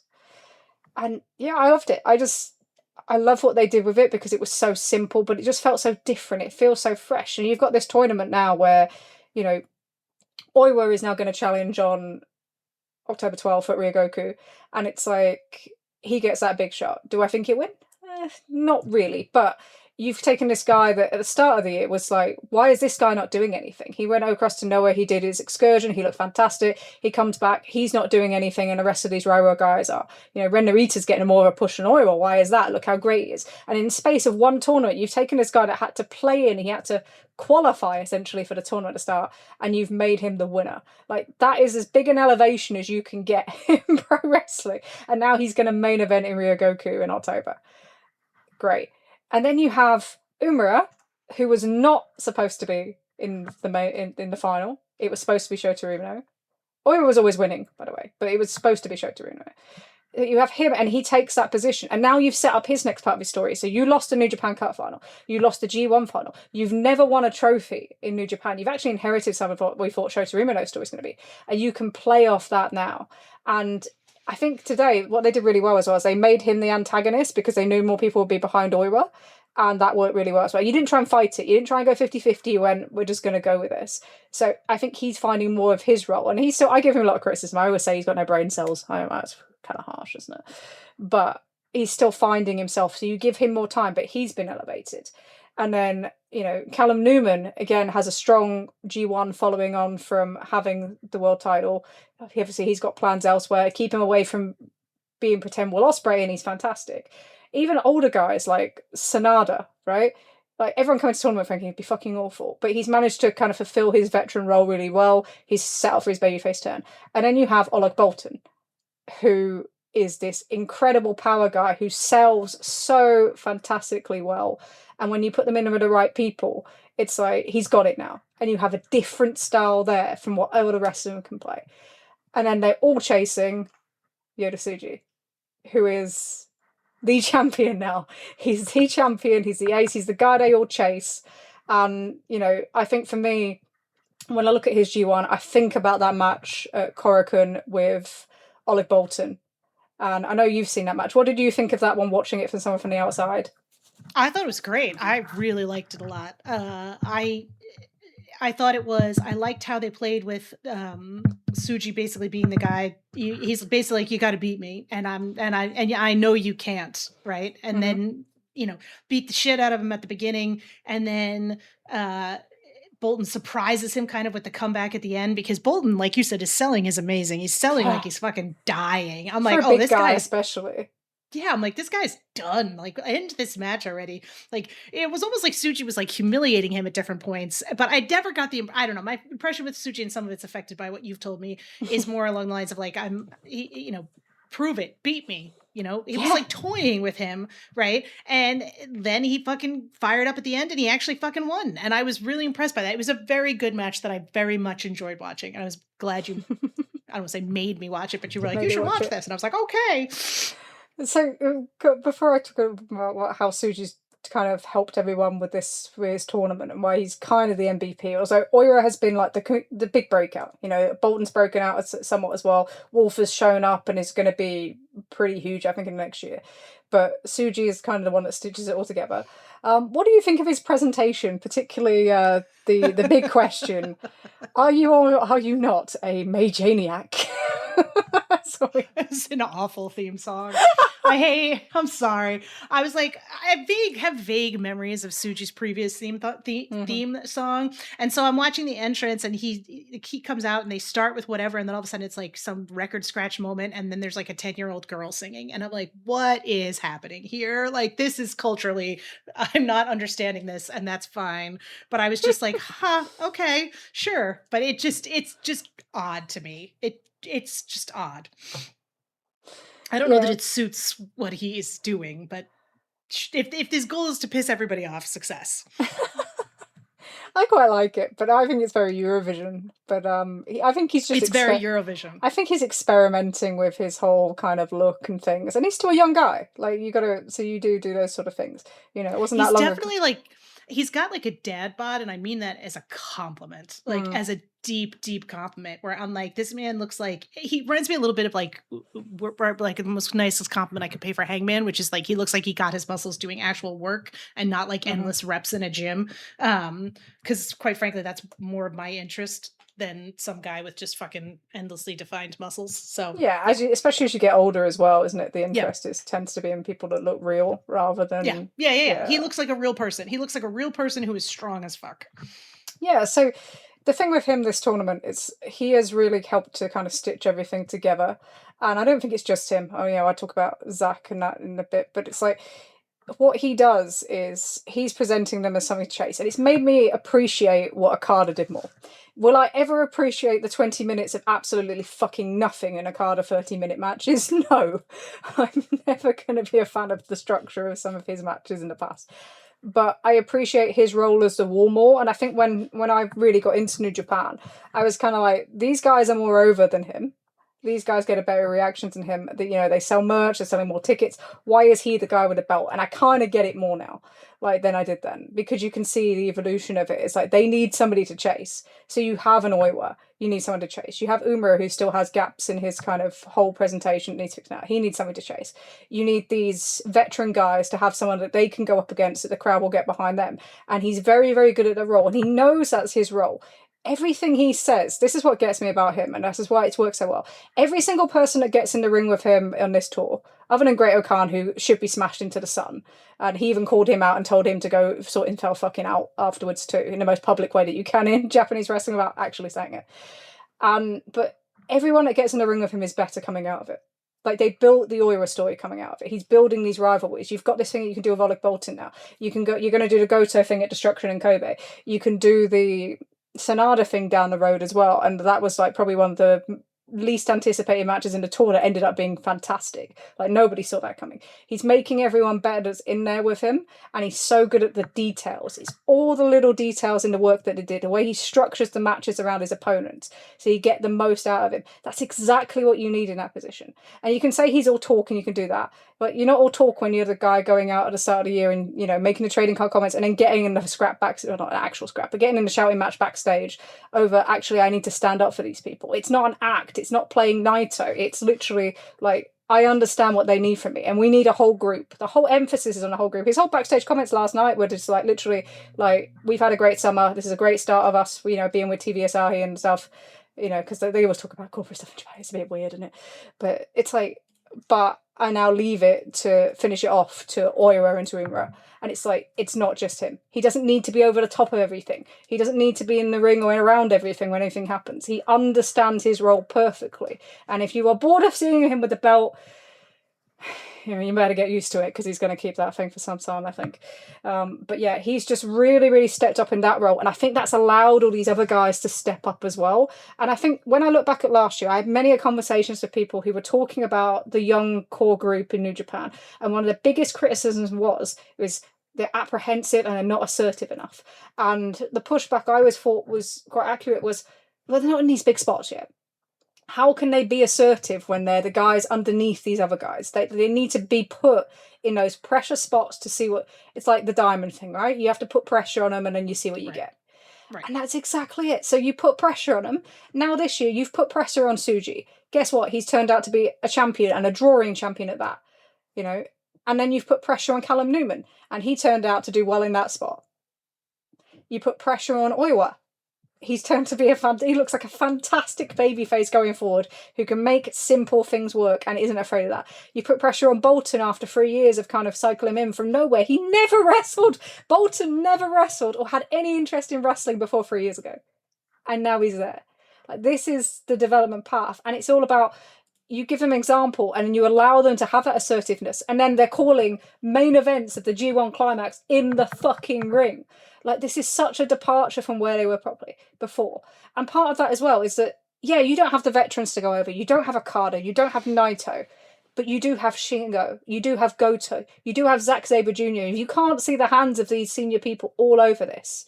Like, you're not looking far enough. It's like, these guys are supporting those coming up. They make so much emphasis today of everyone to tell Oira how proud they are of him. It's only a little thing, but when you look at other companies, where it's all about controlling the main event scene and controlling who comes in and controlling what they get and what momentum they get and who they talk to, and basically essentially controlling their careers. That's a phrase I've heard a lot this year. Like, there isn't that there. They're just getting support. And look at the difference it makes. And now you've got this fresh product that did over 50,000 tickets for the tour, first time since 2023, second highest New Japan G1 Climax tour of the post-COVID era. And 2023, there are a few thousand behind that. What G1 was that? Oh, that's one Naito one. I don't think it's very bad when you do that. And last year we thought, not a fucking chance of this. It was like, how do they alleviate the fact that, they're not going to have a Tanahashi last tour on this? We thought it would drop again, and it's not. And that is because this is exciting. Like, like this is the one thing in wrestling that feels exciting right now to me. And I know that you probably have, our listeners probably have other promotions that they're excited by. There might be a program they're excited by. We did the preview of All In. There's going to be great matches on that show. It should be a great show, very much like Double or Nothing. Am I excited for it? No. Sorry. I wish I was. I want to be excited for it. Yeah. And I'm not. And I'm not because of the way the build has been, the way other things have been, and the lack of emotional investment. And it just feels like a continuation. It doesn't feel like anything new. I don't feel fresh. I don't feel energized by it. This is energizing because it's different. And they are not afraid to be themselves. What they're doing is essentially day one New Japan. We've got Boston Crabs. We've got arm bars. We've got headlocks being used. And it's not about, we need to be this style or that style. No, it's this whole convergence of styles rather than it just being one house style. And these new characters for people to latch onto and build their journeys to because they haven't seen them on TV for 30 fucking years. It's fun.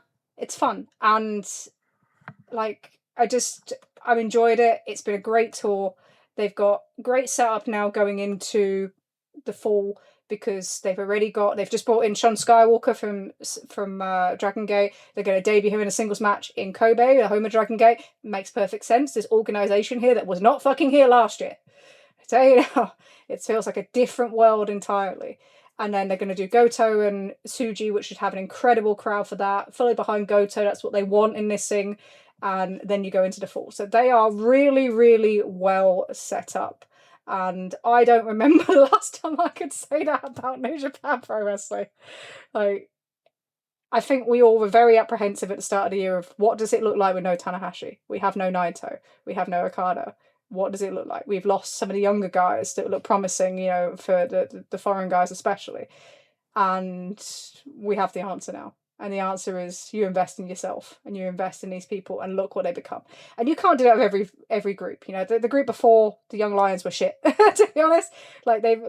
Great Khan, they gave him Tenzan's chops, who obviously retired this week. They gave him everything they can. They gave him wins over Okada. They gave him wins over Naito. And he needs to fuck off. Or, what does Tsuji say? Well, if you want to be a card game representative, maybe get good at this pro wrestling thing first. Yeah. And then Tsuji, for the best thing is his job is to make everyone else look great as champions of Wall, but he's also building his own thing because he wants to beat all the V5 challengers. And you can see set up now, like they're doing, him and Naito are now fucking about, which is like interesting to me, obviously. But it's like, that match is going to happen because that came out of nowhere then. And all of a sudden Shingo starts talking about Naito and then Naito starts talking about Tsuji and you're like, okay, yeah, can see this going. This is where we're going now. At some point that's coming. You've got so many other people that you can go back to. So they'll do the Sonata one. I feel like with the way Shingo's interacting with some of the Death Riders, you can set a Moxie one up hopefully somewhere there. The Ospreay one, I don't know what's going to happen now. That's interesting, isn't it? But there's enough that you can kind of fry off. And, if you wanted to attack New Japan for development and talent development, this ain't the year to do it. Because this has been it's just such a refreshing tour. I get up and I'm excited to watch wrestling again, and that's not really happened so much this year. I think it's been kind of, a little bit down, kind of downtrodden in terms of enthusiasm with the same. I just felt like we've been in a warp, like the same programs, the same things, nothing fresh, nothing that feels invigorated. So yeah, this has been a great tour. We've got a couple of questions. I like this one, so from Pylon. So, what do you think is the future moving forward for Forbidden Door? It seems like it'd be hard to feature most of the current top New Japan guys if they're working this throwback style. I think it could get over in the US, but it'd take more discipline and time than the Forbidden Door is usually able to get. I feel like Forbidden Door is a tough one for me because you have to sell it as a... we talked about this a lot. Like you had a lot of fans who waited a very long time to see certain people match up with each other, and the golden years of AEW and like 20 post COVID 21, 22, 23, you kind of got all those dream matches. So what are you going to do moving forward that's going to keep that level of interest? And I think I'd love to see more tags and multi-man matches and like people on teams that you wouldn't expect to be on teams with each other. I'd like to see them integrate CMLL more and, you know, have it be like a true three-way partnership rather than it feeling like an AEW pay-per-view. The last couple of years, it's felt like an AEW pay-per-view with a couple of guys from other promotions in there. I think the challenge... Right. The challenge is keeping it fresh when they can have Mystico on a Rampage on a Friday night for no reason, right? When, you know, they have a lot of these New Japan legends that are available to that work for them now, right? So I think there's probably ways to keep it fresher, but I would also I think it's better for New Japan to some degree to protect itself more than it has in previous years as well. Yeah, so when it comes to these different styles, I think you can incorporate them. I think there's wrestlers that would enjoy working like that. There are adaptable wrestlers in AEW, right? There's your Fletchers, your Omegas, your Page, you know, these guys that like to do, like, Page sticks in my mind this week because he's just pretending he's a cruiserweight now. He's back in the trios, isn't he? It's like, yeah. Oh my God. But you have people there, like Takeshita especially, obviously you see that in this tour as well. Like, he's really found himself on this G1 tour because he's just able to be him and he's getting across as a babyface now rather than that pressure spot. It just wasn't the right spot for him last year. But you have all these people that can adapt to that and work different styles. Would it work with a crowd if it's good enough? Yeah, if it's good enough, I think you can make it work. You know, Umaro did pretty well when he did, even just in the tag. But that's where, you put them in the tag scenario, you kind of get them used to there. I mean, that's also about New Japan building themselves, continuing to build themselves in the US. And I think them doing the opening night of the G1, where it's just around their people. You know, it wasn't, this is Tanahashi's last match in the US, or this is a cross-promotional match between Jon Moxley and Tetsuya Naito. It was just, this is our current crop. You know, this isn't a New Japan Strong show with 20 former, golden era New Japan talent that are now in AEW on, and some independent talent, everything else thrown in. So they have to be really clear about what their brand is in the US. And I think that they've kind of figured that out now. I don't think we'll see a strong branded show maybe ever. I just don't. I think there'll be some news on that front coming up soon. But yeah, I don't see that at all anymore because the whole thing is, this is New Japan Wrestling, pro wrestling now. And when you look at all the styles and everything that everyone's talking about with this, and, there's some silly rhetoric about it. But the key thing is like, these are our guys. So we need to show you our guys. And the only way you're going to continue to do that is to build that brand up in the US. And you can't do it for AEW. You know, it sounds nice, and people think, as long as they get exposure on AEW television or AEW pay-per-view, it will help them with New Japan. Yep. I don't think that does. I think you're right, that the whole anticipation of the first couple of years of Forbidden Door was because they didn't interact in that way. You didn't see, Okada running around TV in 2020, 2021. It didn't happen. You didn't have Tanahashi doing the same thing. In fact, when Jericho goes to wrestle Tanahashi at Wrestle Kingdom in 2020, like, that's special because, one, it was the AEW world title being defended there, but also it was like 2019. Oh my God, I'm losing my mind. But it was always 2020. When was COVID? 2020. Yeah, 2020. But also it was like, it did feel forbidden because it was like there was no relationship between them. So you almost have to rebuild that anticipation back up to be able to have these as kind of big name matches, or to feel different. And then you can do the different styles. I don't think AEW fans have any issue with that if you do it in the right way. Because if you look at that first Forbidden Door, it felt so different, and there was a lot of different style of matches in that on there.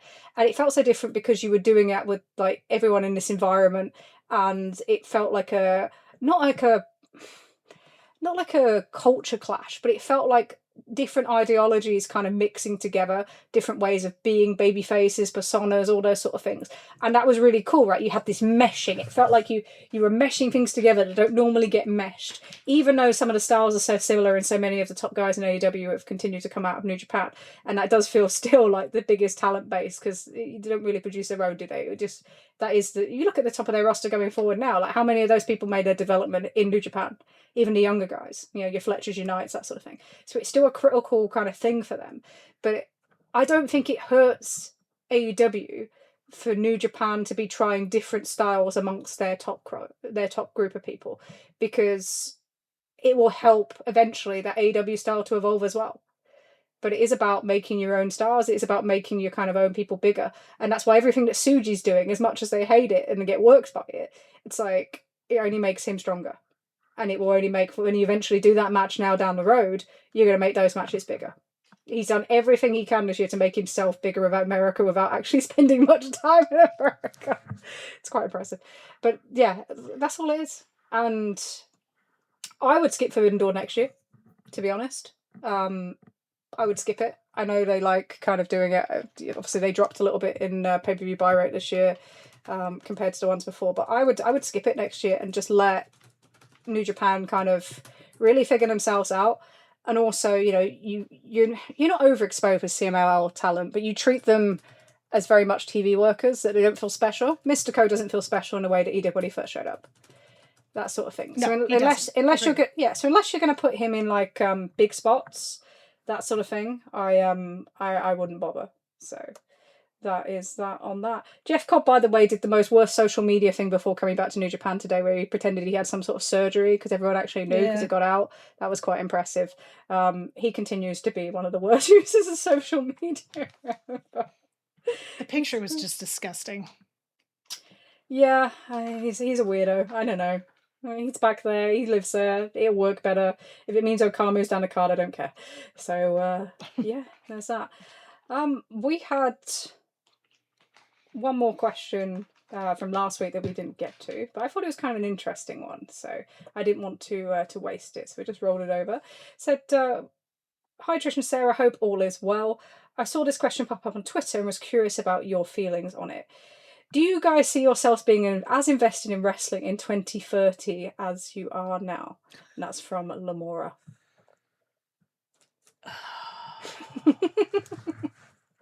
Lamora coming right for the girls. Will the Trish and Sarah Wrestling Podcast last 7 years? Leah's kill me now.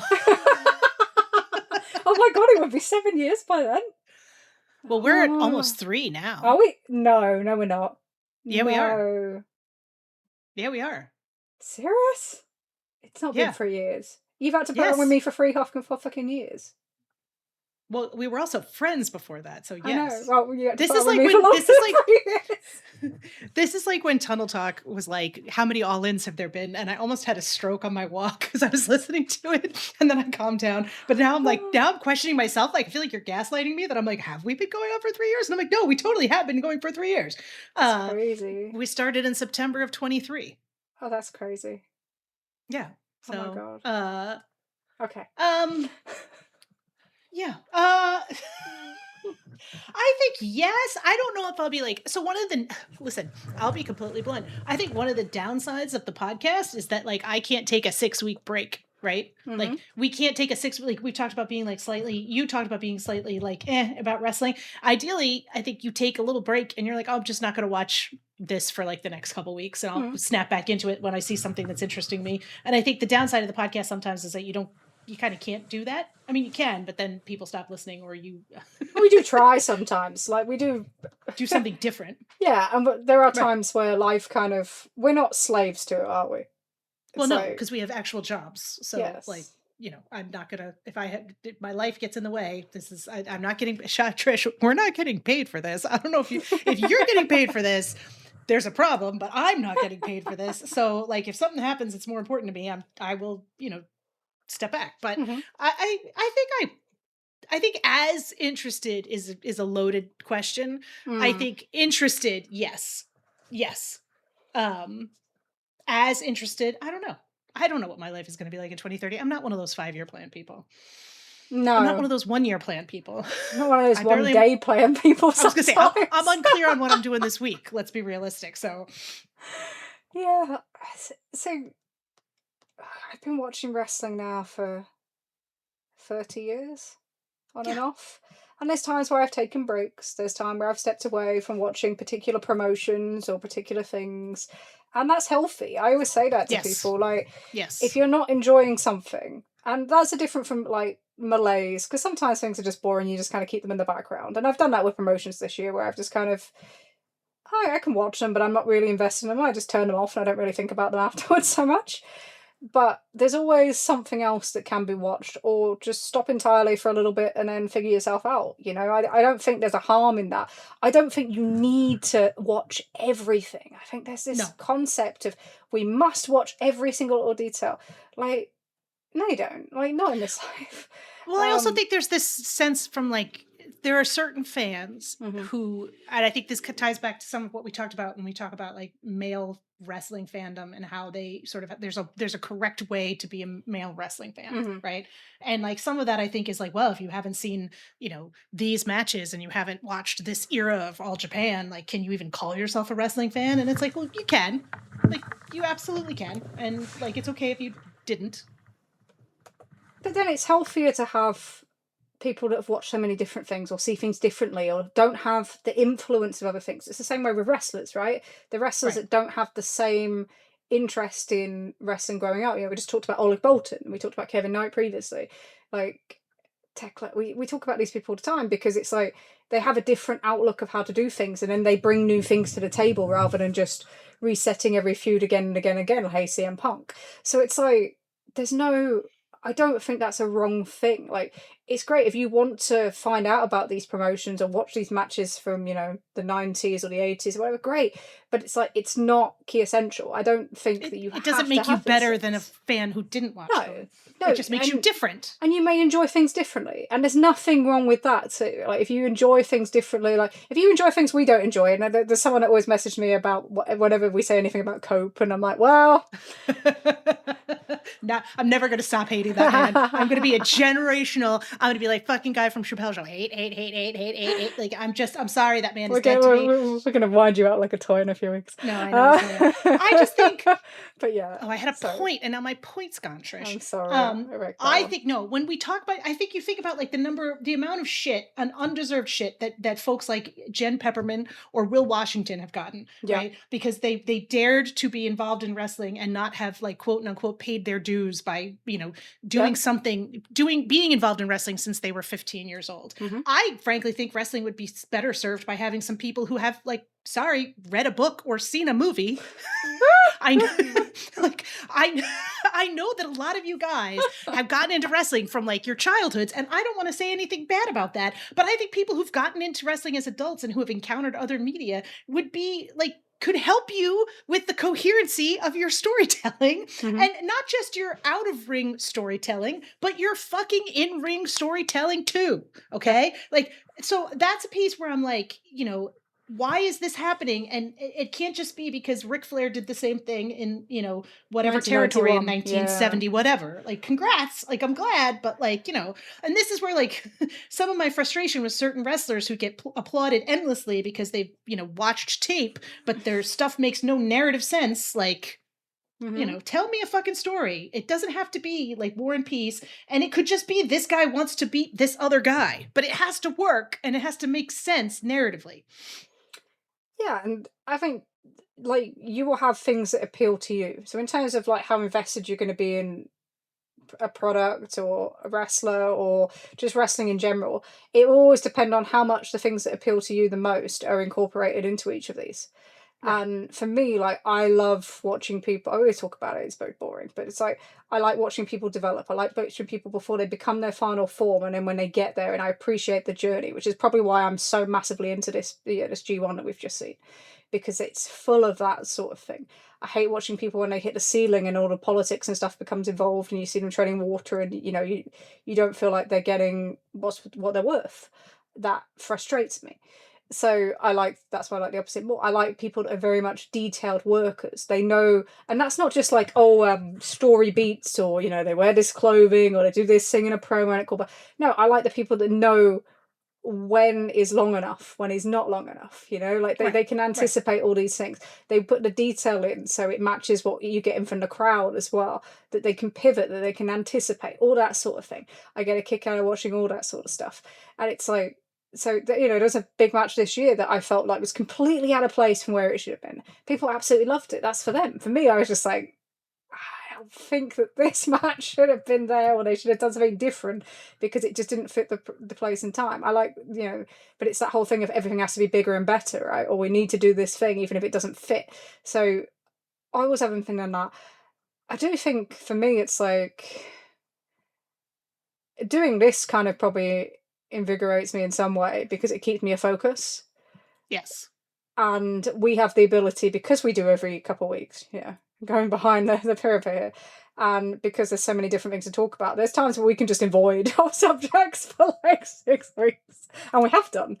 But that's also healthy, because if there's something you really don't want to talk about and you're going to be completely negative about it, then just you don't talk about it. Like, it's just not, if it doesn't feel worthwhile talking about at that point, or you don't feel strongly about it, like, it's difficult. So just don't. And sometimes I think it that's, helps. I mean, I do think that's the benefit. And like, I think you and I both were firmly, when we talked about doing this, on the side of like, we're not doing a recap podcast because there's just so many fucking recap podcasts. God bless all of you. But I don't know how you do it. I could not imagine having enough to say about wrestling that I would talk about it like multiple times a week, let alone once a week. Like, again, God bless all of you. Yeah, we're struggling on this, doing like back-to-back weeks sometimes. Hence this long, involved answer to Lamora's basic question. Yeah, it's the short answer is, as long as things keep appealing to me in the way that they do currently, and there's things for me to enjoy, I will probably always be invested in some way. AKA Big Yoda. You're not starting this now, right? The Gene Blast. Yeah, I see what you're saying. You just had to turn out. I was being dead serious, and you're just like, he's your new special little guy now. He's replacing it. What's going to happen when he wrestles Naito? What the fuck am I going to do? Again, Trish, this is like, insert biblical reference here to children fighting each other.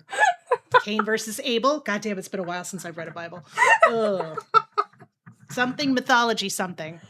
Me shitting on wrestlers for not watching books or reading movies, and then being completely unable to come up with some kind of reference.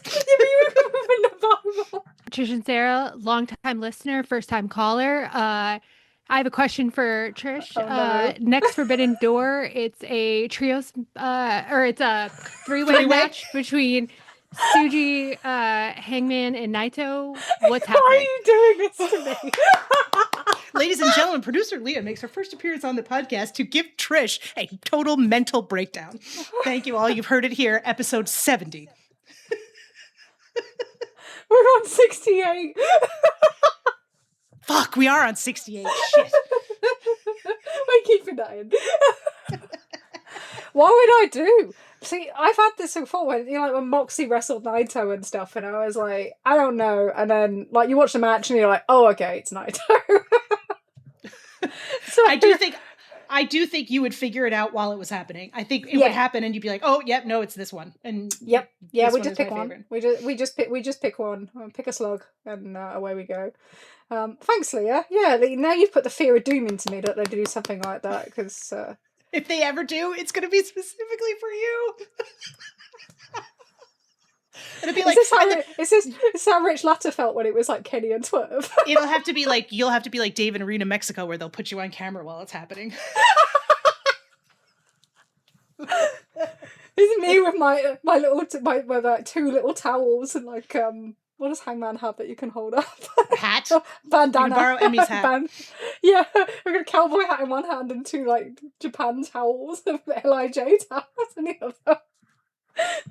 I'm trying to join into free chants. Okay. Yeah. Well, that answer went out of control. There we are. That'll do for now. You've just put. I never want to see that match. I don't want to choose. Don't let me do it. Psychic damage has been dealt. Folks. Yeah, psychic damage. Like Naito and Tsuji is going to be bad enough now. Like I'm not going to cope well, but at least it'll be like Tsuji will play the bad guy and Naito the good guy, and it'll be very, very fun. So, and he'll hopefully make sure that his knees were good in the Shane Hayes match. He was good in the Shane Hayes. Shane Hayes was incredible. I did not get to this. Trish sent me a link to it, and I am so sorry. Excuse me, as I Brian Alvarez this moment, didn't watch it.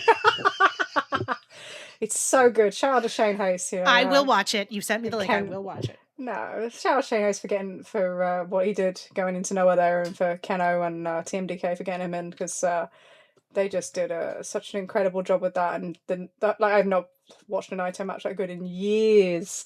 I was very, very excited, nearly running around the house. So yeah, right. This is enough talk about my slugs. Now we're going. This has been. It has been. This has been. It has been. This has been episode 68 of the Trish and Sarah Wrestling Podcast. You know that means next time is episode 69. Which is the one after All In. Oh, No cokes allowed. are we going to have to push that then? Is it going to be on the Sunday? Folks, we may end up doing something a little funky with that one because I want to... Yeah, we'll figure that out. We'll figure that out. We'll think about that and figure that out. Folks, live planning our next show on the podcast. Yeah, 69, dudes. If you are heading to London for All In, hope you enjoy your weekend. Hope to see as many of you there as possible. Now we're going to see some of you... some of our listeners there and some of our friends there as well. It's always very much a good time catching up with everyone. Probably the best part about these weekends for sure, whether it be Wrestle Kingdom or All In. So if you are heading to London, enjoy it. Have a look at the transport before you go, the way we're going lately. Everything's a mess. It's been very warm lately, but hopefully we'll be okay. Hopefully the weather is good. It's bank holiday weekend. We're always petrified of the weather, but hopefully everything works out and we all have a great day and a great night.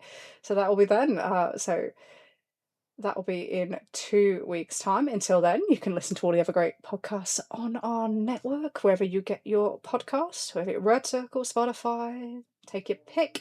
And that includes the wonderful Tunnel Talk, which comes out every Sunday at midnight your time in the East Coast, I guess. Yep, 5 a.m. your time. Which includes our wonderful producer Leah, who does everything to get these shows out to you.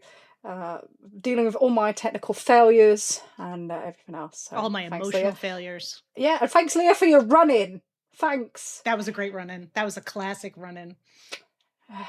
Emotional torture from our producer there. But yeah, no, thank you, Leah. That sounded really funny, didn't it? Yeah, emotional torture. Thanks. Yeah, thanks, boss. You can speak to everybody at Tunnel Talk as well as everyone on our network on a Social Suplex Discord. Bring your burners, bring everything else, bring your false aggregation. I don't fucking know. Bring whatever you want. I don't care at this point. It's quite funny. We see you. But yeah, you come join us there. And you can also stop laughing.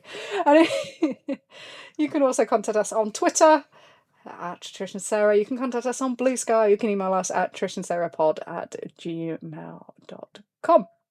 We'll be back in 2 weeks at some point. We'll let you know around our all-in schedule because obviously it doesn't make more sense to do it before then, so we'll definitely do it after, and that should be quite the show to review. So until then, I have been Trish. I have also been Sarah. Why are you also? I don't know. I tried. Is there a second Sarah? Do we have a second Sarah? There's a million Sarahs, please. Okay. All right. Fair enough.